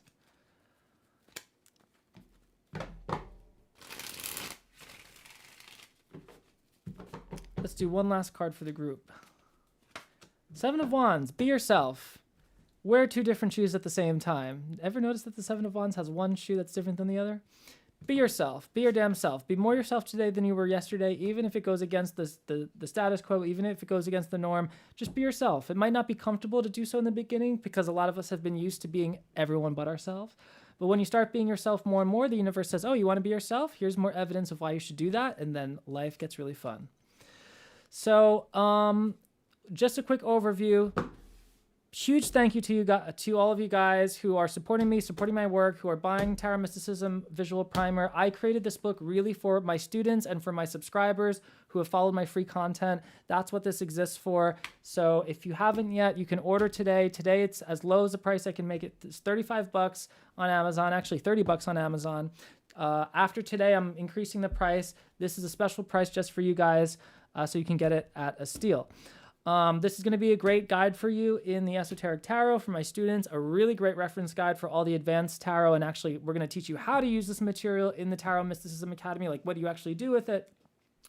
If you are a student of the Tarot Mysticism Academy, that'll be great for you. If you're a level 1 student of the Tarot Mysticism Academy, we're going to have information soon on how to join us for level 2. If you're not a student of the Tarot Mysticism Academy and you are considering becoming one, here's what you need to know. This in October, so right now we have some level 1 programming events happening, but in October we're starting level 2. Level 2 is the advanced. So my level 1 ends once, like you mastered tarot divination. That's where level 1 ends. Level 2 is where the real work begins with energy healing that has literally saved people's lives and changed people and does all sorts of stuff. Inner work, Qabalah, astrology, esoteric philosophy. So that's where the real fun begins. In order to do the level 2, which is starting in October, you need to do the level 1 prerequisites. You cannot do the level 1 prerequisites in a very short amount of time, though it is possible to get it done. So if you want to join us for level 2, definitely apply like today. Get your interview in today, because I think we've already had a bunch of people add interviews. So get your interview scheduled. I'll put it in the chat where to do that. You'll have a meeting with me. I'll talk with you. If I can see it being a good fit, we'll talk about the different pathways. We'll get into all the juicy details about what the journey would be. And then if it's a right fit, you might join, or you might join later, who knows? But you'll have an interview with me, and then I'll help get you set up for success with whether you do Tarot Mysticism Academy or not.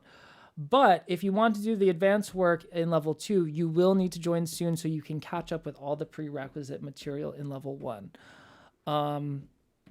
So you'll need to get that interview scheduled within the next 3 weeks at the latest, because in September is going to be catch-up time for level 1 students, and then in October we are starting with that level 2 and diving into all of this delicious stuff. I think what we're going to do also is probably in January of next year we're going to do energy healing for tarot readers, which is one of the most transformative programs ever. It's literally saved people's lives. It's changed people's lives. It's amazing. That's another level 2 program. And we might do a level 3 contemplative tarot mysticism process. Though I am playing with the idea of doing a program on inner work, path working, and maybe tarot magic. I don't know. If it sounds really interesting to you guys, I will put more thought into it. But if not, just let me know. Just email me. Just let me know what you think. But yeah. How expensive is it? It's all different price points. There's all different combinations of programs. So every program combines different combinations of self-paced courses, live programs, intensives. So there's lots of pieces to it. So it depends on which program you enroll. It depends on which ones you're accepted into, which ones you enroll, and then there's payment plans for some of this. So it's a lot of information. It's several pages. So when you have your interview with me, we'll go through everything, and then based on if you're eligible for any of the programs, and then we get to the programs, we'll look at the programs, and then we'll look at all that material. So yeah. All right. So thank you guys so much. Thank you all so much for the support. So much love to you guys. Yeah. Tarot Mysticism Visual Primer. Thanks for coming to my launch party and for supporting my work. Now is the funny, awkward time. Oh, and most importantly, thank you for my team, Ryan, Luigi, Deb, Bridget, Melissa. You guys have really, I would not be able to have this book here without you guys. you guys have been keeping the Tarot Mysticism Academy machine running, and if it wasn't for you guys, this would absolutely not exist, because I've spent more time on this book and publishing this in the past 3 months than like anything else. So thank you guys so much. Couldn't have done it without you. And the school has grown so much with you guys just doing your thing, and the facilitators, and oh my God, it's just like grown so much. It's really like its own thing now. So it's amazing. The community is amazing. Just ask the community. They'll tell you. They're freaking amazing. They are so lovely. And we just have so much fun together. I love you guys to death. You're wonderful. Okay, cool. So yeah, as always, thank you guys for the support. Please do leave a review of the book if you can. That would mean a lot. Much love to you all. And as always, I will see you in the next wormhole. Now you get to watch this millennial figure out how to end a live stream. Won't that be fun? All right. Do.